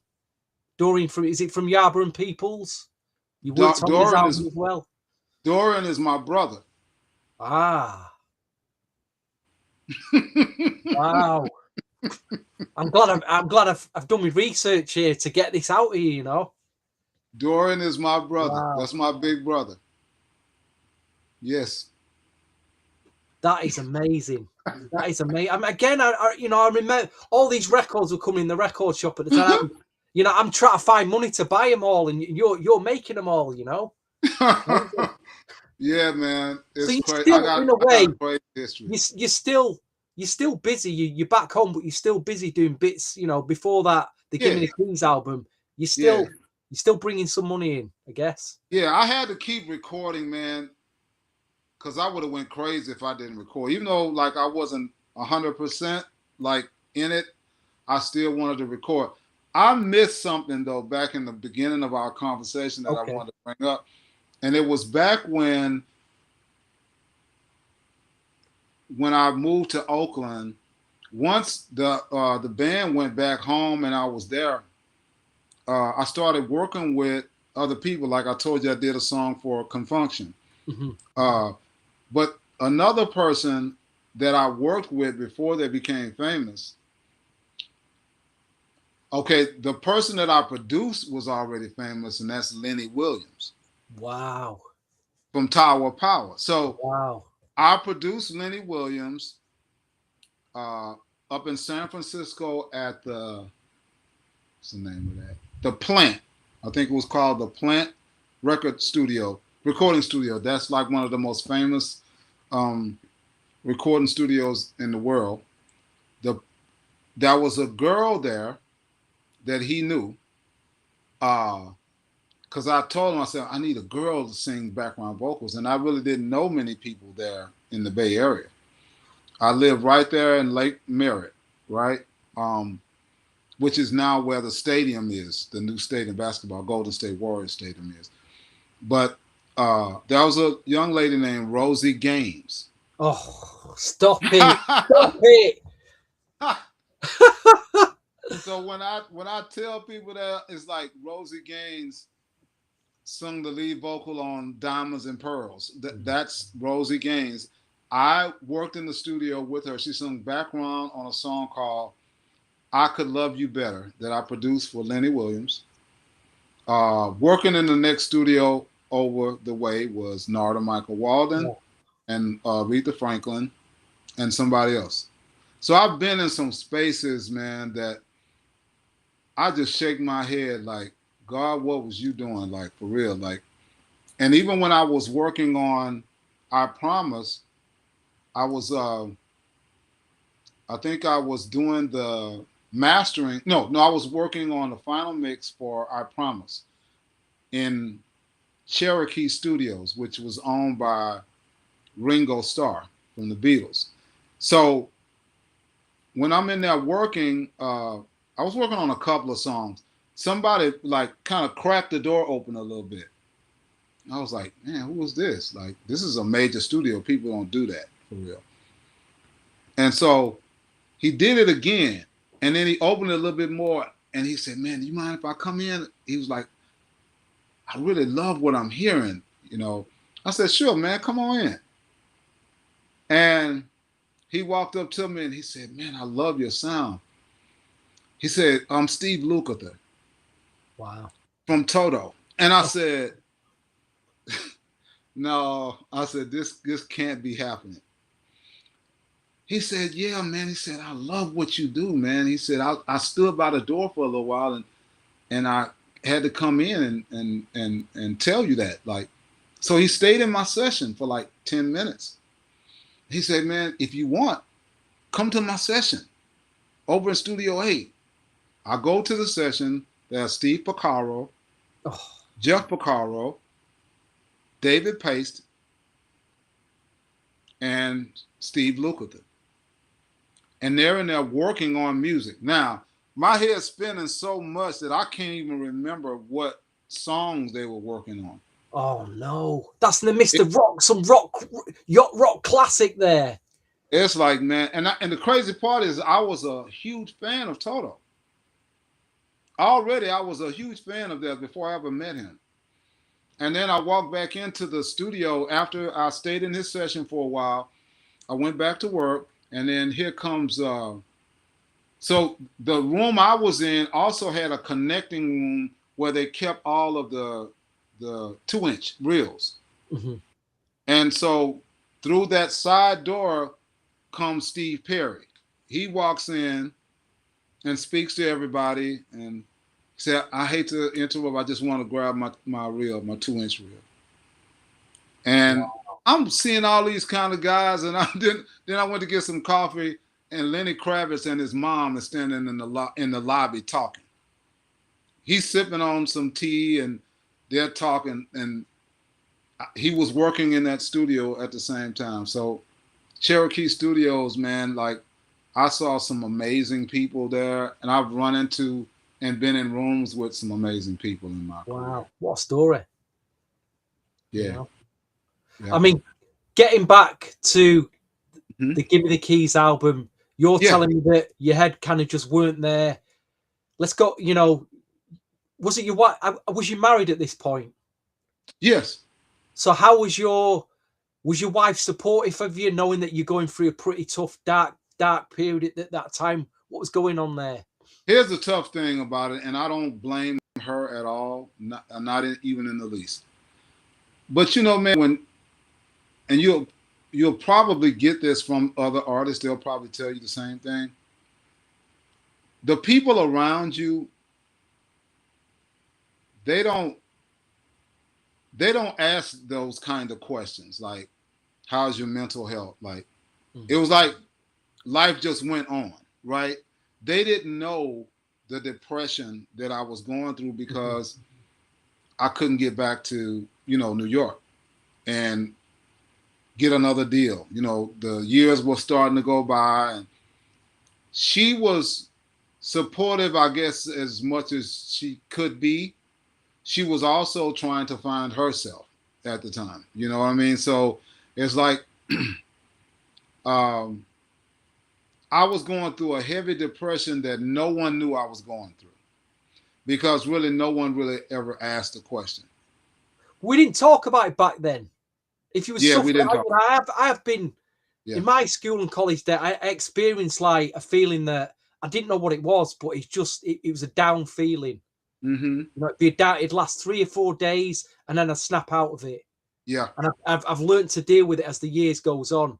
Yeah, but we just didn't. We didn't talk. We didn't tell people I'm feeling like this, But you because as a man, you got to raise your family, and like I always tell people, when you're a boy, when I was a boy, if I fell and scraped my knee or fell down or hit my head or stumped my thumb, or if my sister did that, my dad would coddle her and, rub her head and like, it's going to be all right. And like, be very dainty but if it happened to the boys, the only thing he would say, it's going to be all right, son. Get up. Get up, get up. And I didn't at the time, I didn't understand that. But when I got older, I realized why you raise boys different, because there's going to come a point in their life when it doesn't matter how much depression, how much struggle you're going through, you still got to guide the ship. You can't fold and stay on the ground crying and, like you got to stay up and stay strong and keep moving. And that's really kind of how I feel. That's basically the battle of the mind, isn't it? It's like you're having that. I've been there. Your mind is, you're in a down place. You're in a seriously your dark thoughts, but there's that other side. Listen, you need to get yourself out of this. Yeah, you need to get up. Yep, and it was no. The therapy was there, but black men especially in my upbringing, you never saw them go to therapy. It's like they would deal with it through the bottle or through some drugs or through being promiscuous or whatever. Those kind of things. And yeah, that's why you say how people get addictions, because the addictions is like, it's getting that dopamine hit to not feel like that. Because you got to get the stress out some way. Yes. And some people cope with trying to, with drugs and alcohol and that kind of stuff. And I just thank God that I didn't go that heavy, with all that. I didn't bring alcohol and stuff in the house, and just try to be an example. Was I perfect? Not at all. But I was there. And the thing about it is, I would rather be there and be imperfect than to not be there. And that's the key, because I feel like it affected my son mostly, because he had a good dad, but his dad was more about the monetary. Mm-hmm. And so I feel like he had the best of both worlds. He had a father that cared and loved him, but he was in a business that was like super heavy, like time-wise. He didn't have the time. So he stayed with me, and I gave him the attention and, the confidence. And I kind of raised him the same way my dad raised me. Be tough. When you fall, get up, that whole, and now it's playing out in actually both of their lives, my son and my daughter.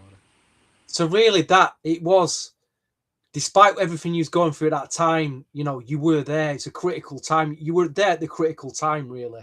Yes. You can look back and say, well, at least I was there. Whatever I was going through, my wife, my kids, I'm there. So, and they benefited. They obviously benefited from that. I did. This was kept me going. And I always say that, and not to measure my son or my daughter, but of course my daughter is my blood child. But I always say she's the greatest song I ever wrote. And it's like the fact that I had a good son. He never got in trouble, not more than the normal kid. But he's grown up to be a upstanding man, really good man. Same thing with my daughter, upstanding woman, and they're my pride and joy now. And to be honest with you, it was my daughter. It was really her idea for me to get back into music. That's wicked. That's absolutely brilliant. So, she was like, Dad, like, I know you're older, but you don't age like that. Like, it's like you still sound the same. Like, when I hear you sing, like, you need to go back out there, because I'm sure there's a lot of people out there that wonder what happened to you. Totally. And man, that broke me down. Like I was crying like a baby, and it's like I was like, okay, and then I started the process of where I am now, and I sat down with a few people, sat down with some publicists, and just try to get a gauge, like how would you approach this? Like if you were giving me advice, So that's where the Alxandr was born.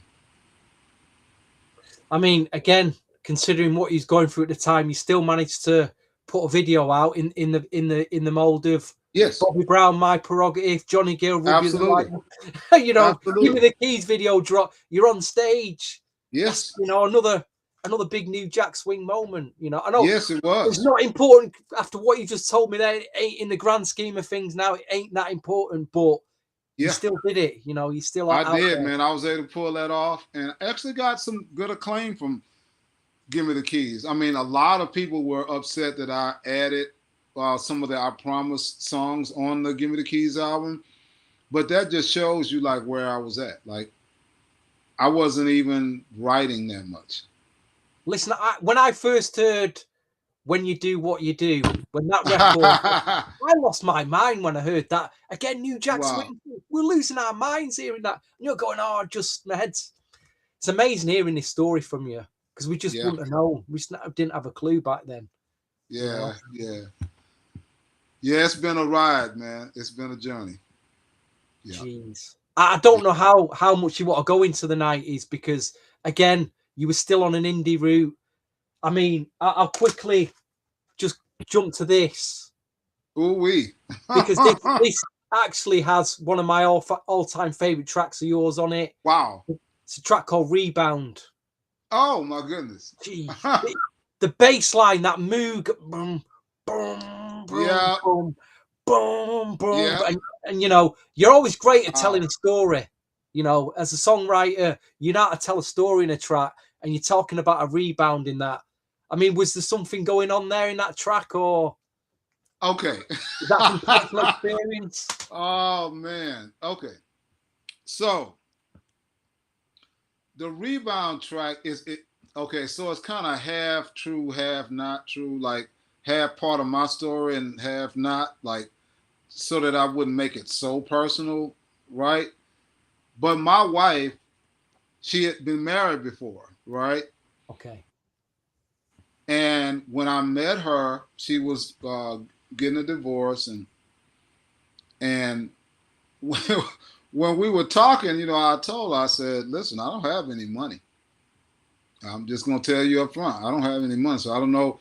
Beautiful woman, she had a really good job, had a nice car. I said, "I don't have no money," but Mate, you I daren't tell pointed, a woman that these days. You daren't tell a yeah, woman that these yeah, days. you can't tell them that now. No. But I said, I pointed at a cassette tape with Bedrock on it.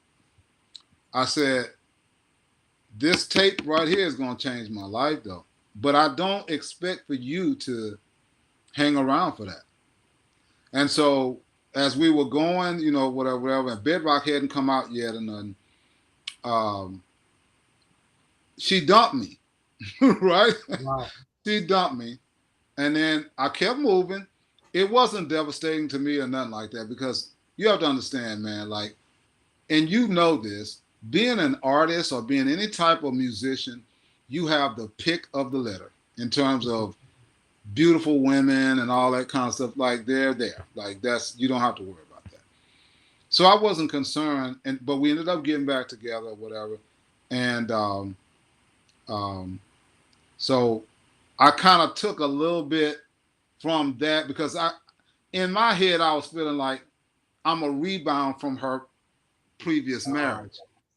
But I didn't really care because I was like, hey, all I want is a woman who wants to be a wife and wants to be a mother.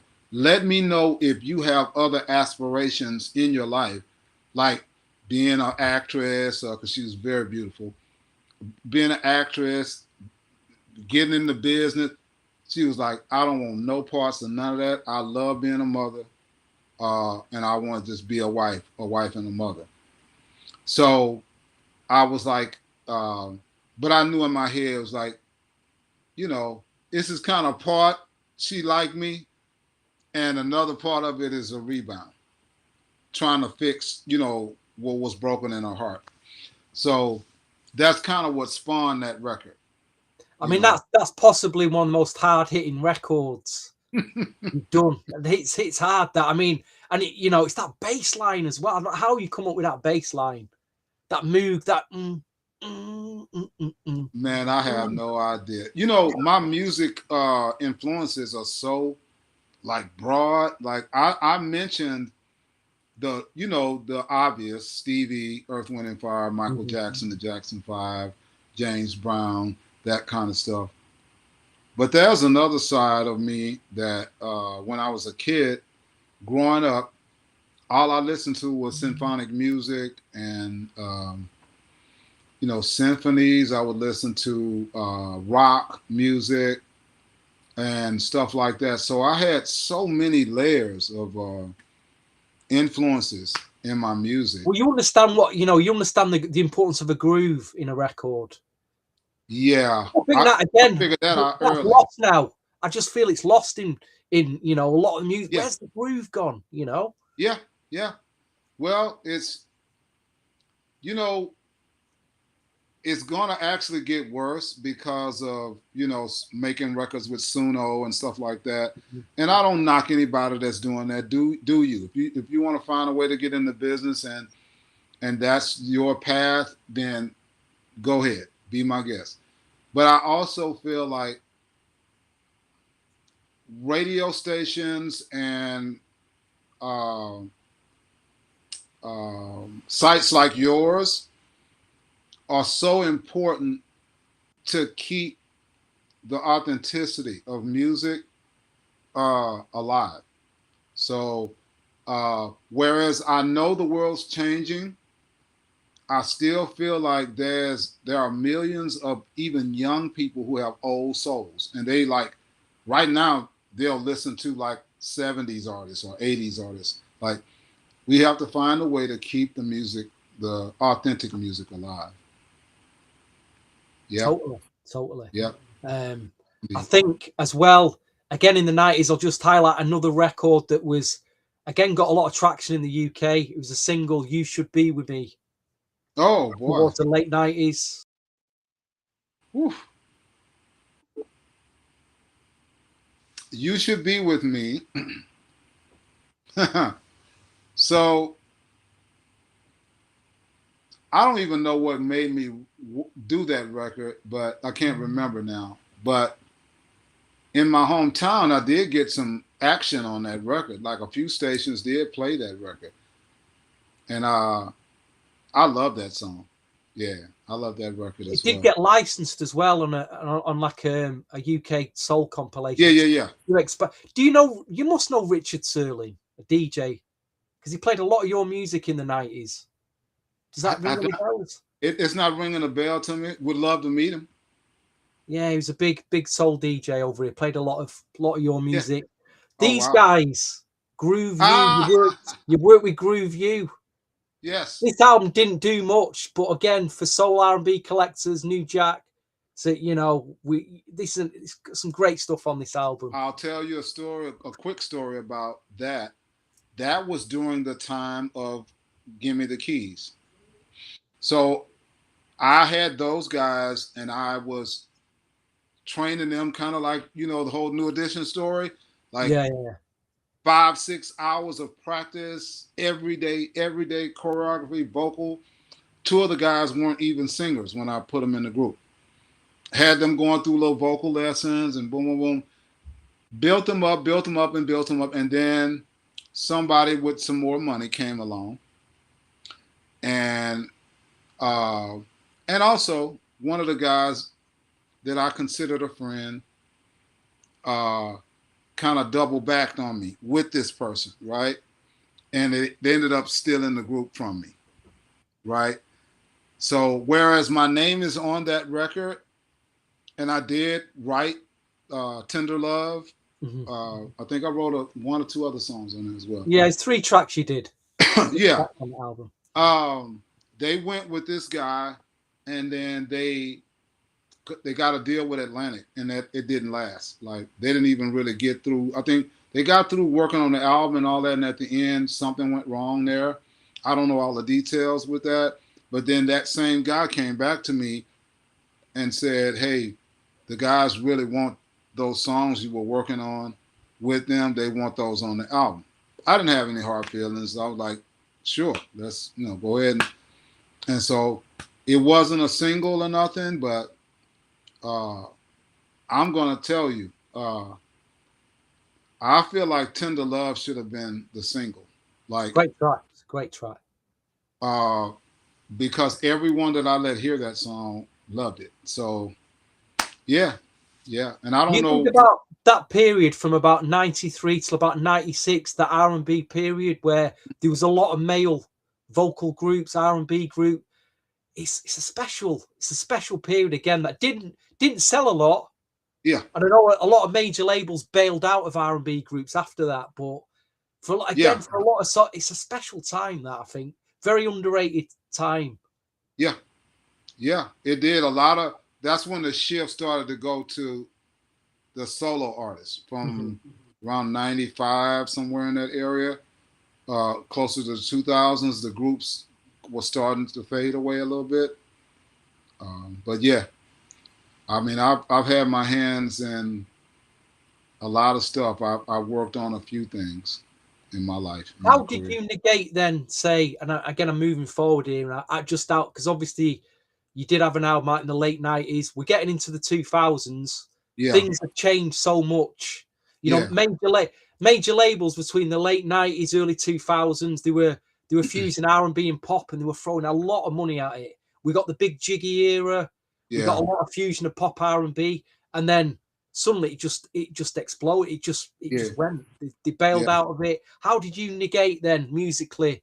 What was your thought process going in them early 2000s? Because I know you're putting tracks out. yeah, You know, a lot of artists got lost as well. There's a lot of, obviously people are illegally downloading off streaming sites, weren't yeah, buying physical product. So there's yeah, this lost period where there's tons of R&B artists we've all got hidden on our hard drives that would stuff probably you did as well. I'm sure I downloaded an album from you that's been yeah, long forgotten about now. yeah. You know, Man, I don't know, man. I honestly, getting closer to the 2000s, I just started like at that point. I was like,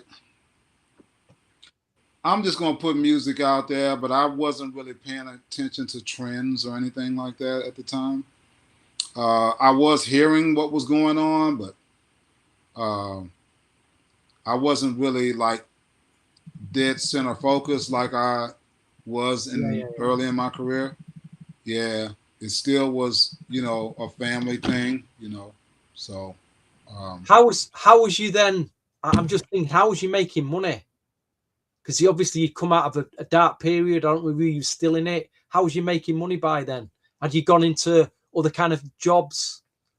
well, I was still getting royalty money though, because see, the I Promise Okay. album did well, so I was getting, 4 checks a year, and and then I would perform every now and then.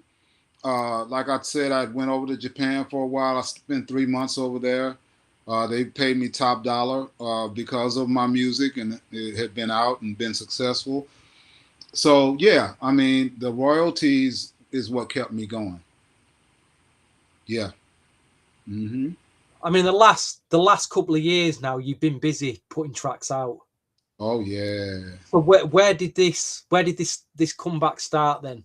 Obviously, you mentioned your daughter there. Yeah. What Yeah. happened? What has changed in your life for you to go? You know what? I'm coming back out.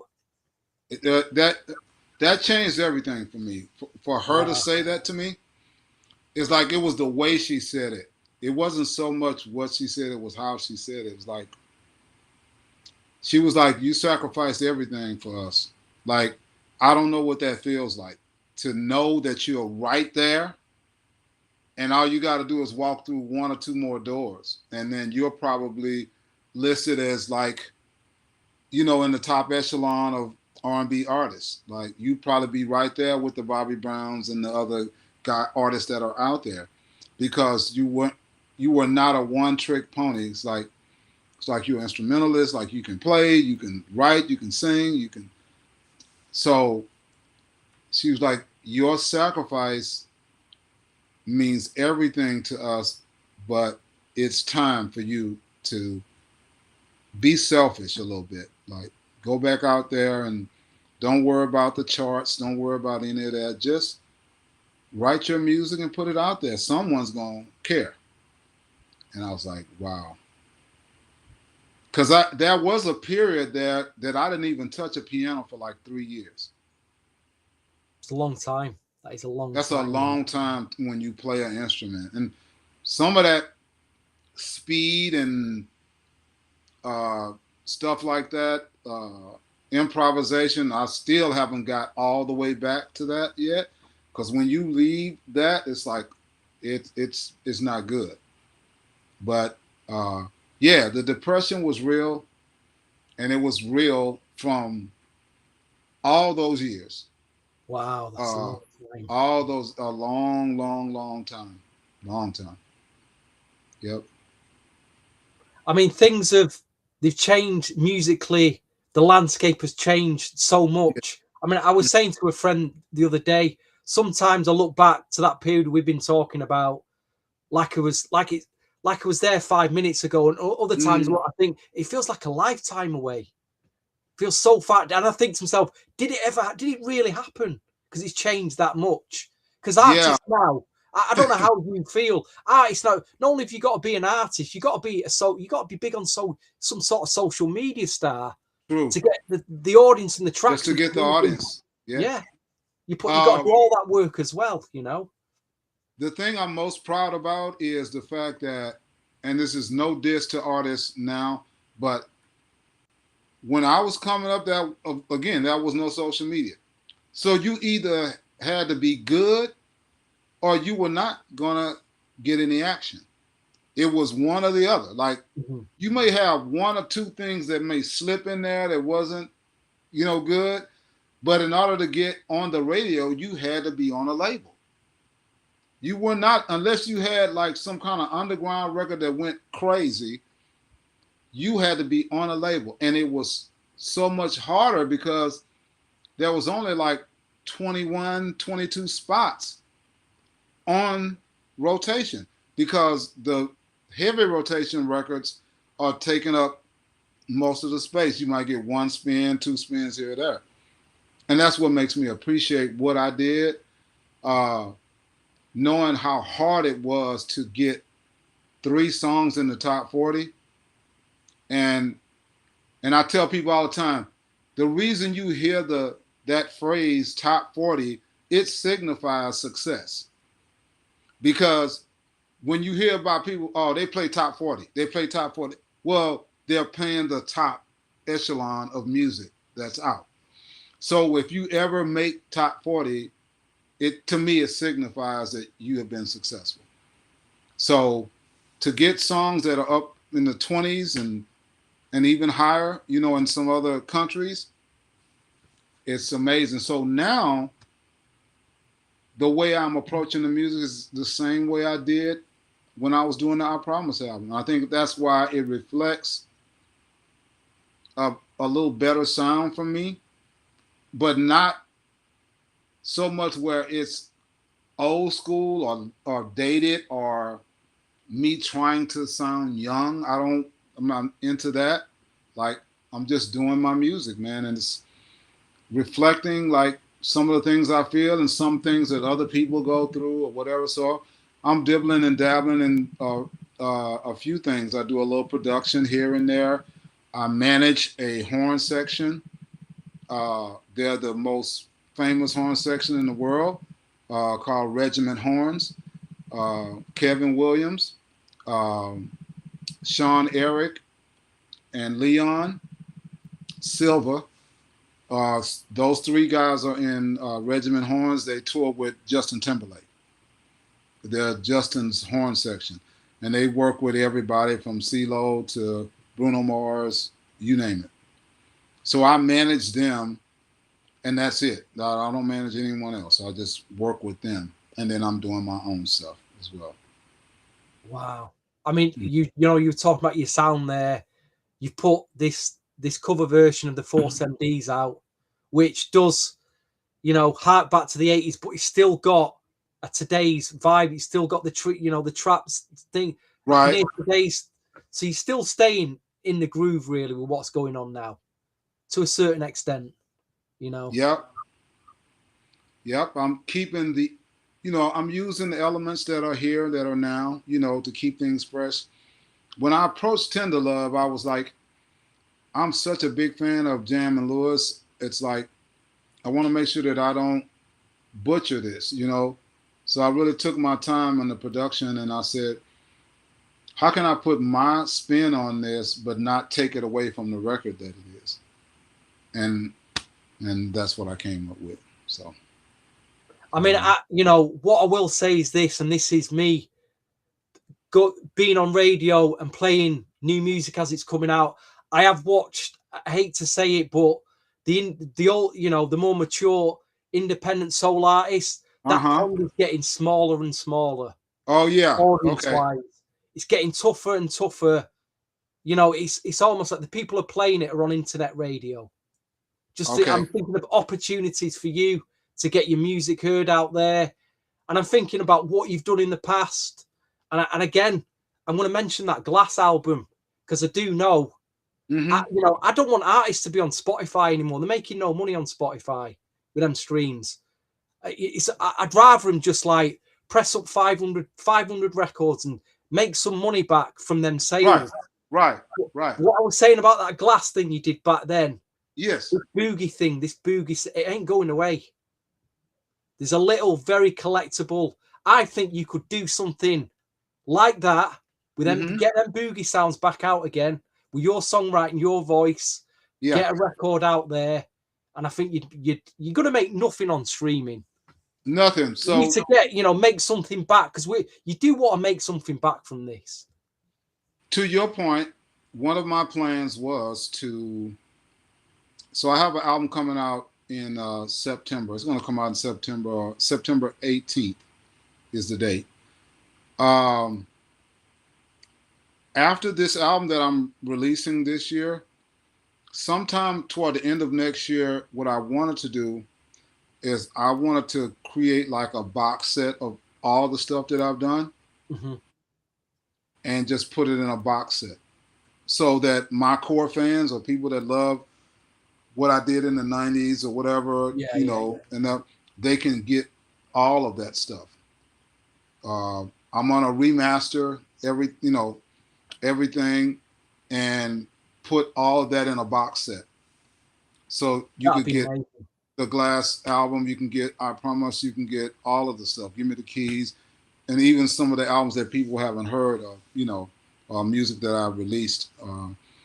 And you'll get that along with a brand new album or another album after this one.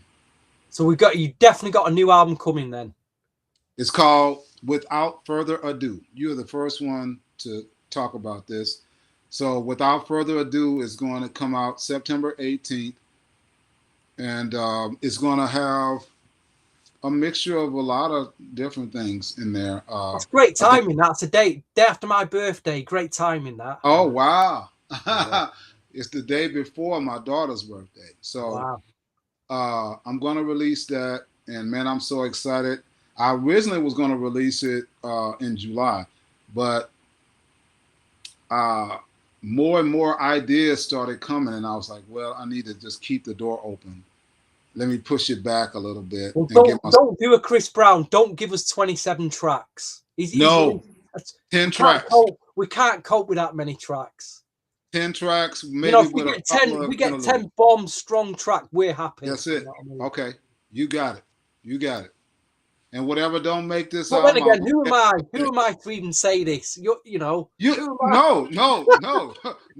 qualified. You're qualified to say that because it makes sense. But Chris is so talented, man, that his audience, they're okay with it. You know what I love that he did? He sold this new album on his website. Yeah.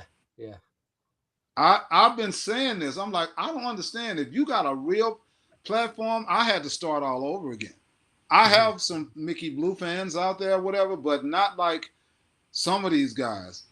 If you got like close to 1 million followers or 200,000-300,000 followers, why are you putting music on Spotify? Why are you not just going straight to your fan base and saying, hey, in 90 days, I'm releasing a new album, boom, boom, boom. I'll send you guys little snippets of it. Tell me what you think. Make them engage and sell direct to consumer. And let Spotify and all that be the last thing you do. After the album's out for a while, then you can put it up there so it can stay. You know what I'm saying? So I think yeah. what we'll do, Alexandr, in September, and Okay. I'll have a chat with Namdi at halftime chat, and Okay. we'll set up like we could maybe do like a live online listening party of the album. Okay. Okay. I think that'd be really good. Okay. All right. To keep, Let's do it. To keep this ball rolling, to get the promotion out there, I and think whoever books me, in the UK, just know that I can't do everything, but I will do. I've already added something real, and I promise in my show for stuff. And then there are some things that I do like on piano, like until I don't do the whole song, but I do snippets of it, to like touch on the song. But yeah, I will put that in my show when I can't wait to come out there as well. Like, yeah, I'm excited. How can people follow you on social media? What are your social media handles? It's at the Alexandr Experience, and the Alexandr is spelled with no E's. That's the only thing you need to remember. When you spell Alexandr, just take the E's out. ALXANDR Experience. The Alexandr Experience. Okay. What time is it there? IG. What time is it there now, where you are? It is 3:00. I was going to say just not quite dinner time yet, but I bet you're getting hungry. Not quite. Yeah, but I do want to give a few shout outs if you don't mind. Go ahead. Definitely want to shout out to my kids, because without them, like, I really wouldn't be here. I wouldn't be doing this music, especially my daughter, who has championed me coming back out here, and I love them dearly. And all my family, the whole 9 yards, brothers, sisters, the whole 9, and people that I'm working with, like I mentioned, Regiment Horns. They're working on all kind of stuff. They just did a show a couple of weeks ago with Coldplay. They work with everyone. So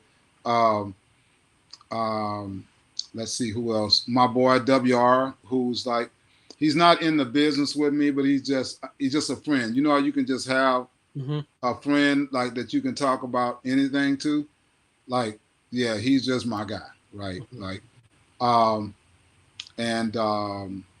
let's see who else. I'm gonna forget people, so I'm just gonna like cut it off right there. But I'm excited about Tender Love, and I'm excited about some of the new other singles that's coming after that. And what I'll do is I'll always make sure I send it to you guys beforehand, so you can take a listen to it and tell me what you think. Yeah. So without further ado, is the new album coming out September 18th. We really look forward to that. When I end this stream, there is something I want to ask you when I end this stream, so do stick around for a few minutes. Okay. But yeah. I'll shout out everybody who's we've had, who's tuned in tonight. Big shout to VJ. I can see you, Mick. Mick asked, does he own his Elektra unfinished album? I think we did touch upon that. You said that you did half an album. And it never came out. I also got, this was a big fan of yours, Mike. He sent me like 6 questions, but I think we've answered most of them. Okay. He sent me a big list of questions. Okay. I think until we mentioned the song, until he actually mentioned Shantae Moore in this, Club Novu. Mike, I think we've answered all your questions, mate, but I appreciate that. Benz's tuning in. Listen, when this stream ends, you can put questions in the comments. Okay. And we can get back to Alexandr either on IG or in September, where we will do another live stream promoting this album.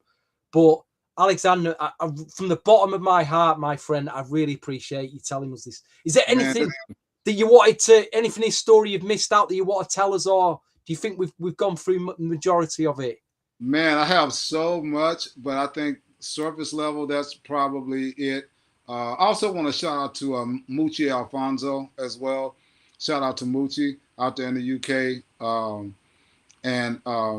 But yeah, I have so many stories, but most of the main stories, I'm really proud of Shantae Moore, and like I saw that like way before, just working with her. That I don't think she got where she should have gotten, and I think the reason why is because Lil passed away. Lil Silas, She's when so Lil Silas respected passed, though. She's uh, so respected though, isn't she? she's so respected, man. But I just don't feel like she should have been on the Mariah Carey level.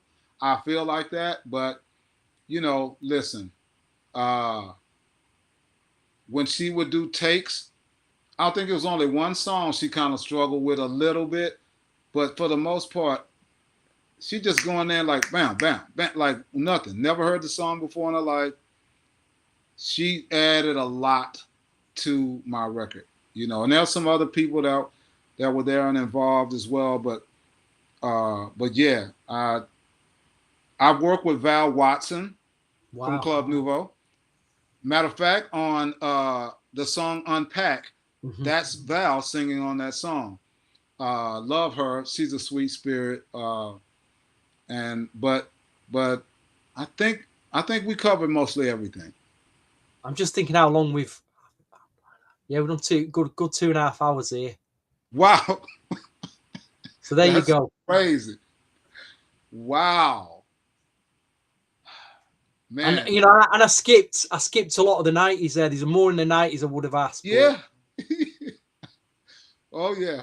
Well, I feel like this is not gonna be the last time we talk. No, So I've got this, I've got this live stream set up now. You're the first like proper artist interview I've done. I want to be doing more, but yeah. listen, you just get at me, say, Steve, or what can we? I'll do another interview. It's not a Yeah, problem. man. Yeah, man. Let's do it, Anything man. you want to plug, promote, seriously, we'll get you on here. And I Um am going to have a chat with Namdi about this yeah. album promo. We've got to do it. Okay. Cool. We've got to do it.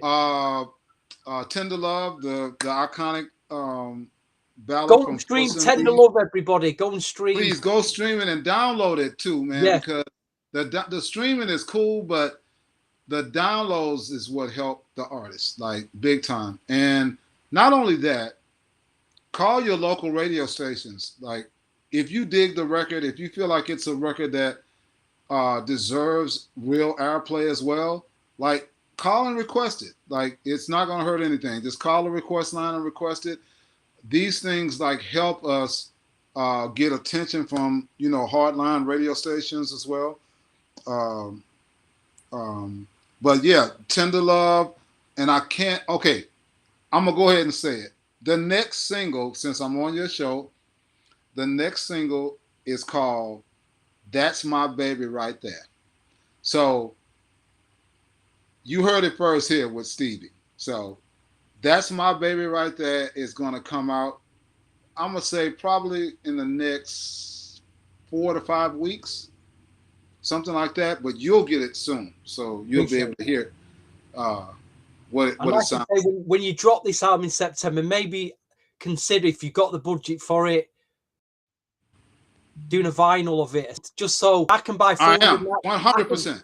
Me and Benson's in the chat there. Me and him can buy 499 copies. So there you go. If you press 500 up, Yeah, I'm and try and definitely get going to something do back it. for it. Make some money, because like I say, streaming won't give you any money back.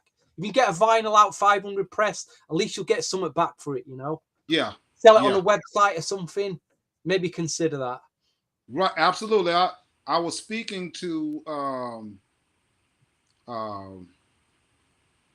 one of the guys at the record shop where you saw me when I Yeah. did that live thing. The guy's name is Seabrook. Shout out to Seabrook because he's really started something here. And we were talking about, doing wax, doing some vinyl on the new album. And I told him then that I was probably going to press up, 500 copies or so of the That's all of it wax. needs. 500 copies. That's all Yeah, it needs. 500 copies of wax. And by the way, I was one of the first artists to do a colored vinyl. Back in the Wow. day when I did something real, I had blue vinyl. Wow, I've not even seen that. Okay, so what I'll do is I'll take a pic of it and I'll send it to you. But they're out there. There are some people that have them. My daughter has a copy, and I have a copy here. But yeah, shout out to Seabrook, man. You started something here. Yeah, yeah, and his record store as well. So, yeah. Anyway, Alexander, it's time I'll have to let you go. Do just for a couple of minutes. Do stay on. Will do. Thank you, Yeah. everybody for tuning in tonight, and anybody who watches this video after. This guy, Alexandr, Mikki Bleu, is Formally part. Mikki You know, Bleu. Yeah. you mean so much, and I appreciate this and Thank giving you, us the man. story. Thank you, Really brother. appreciate it. When Thank I you. say a good evening, good day, and good morning to you all out there, and we'll be back soon with another interview. But thank you, Alexandr. Really appreciate you, sir. Great story.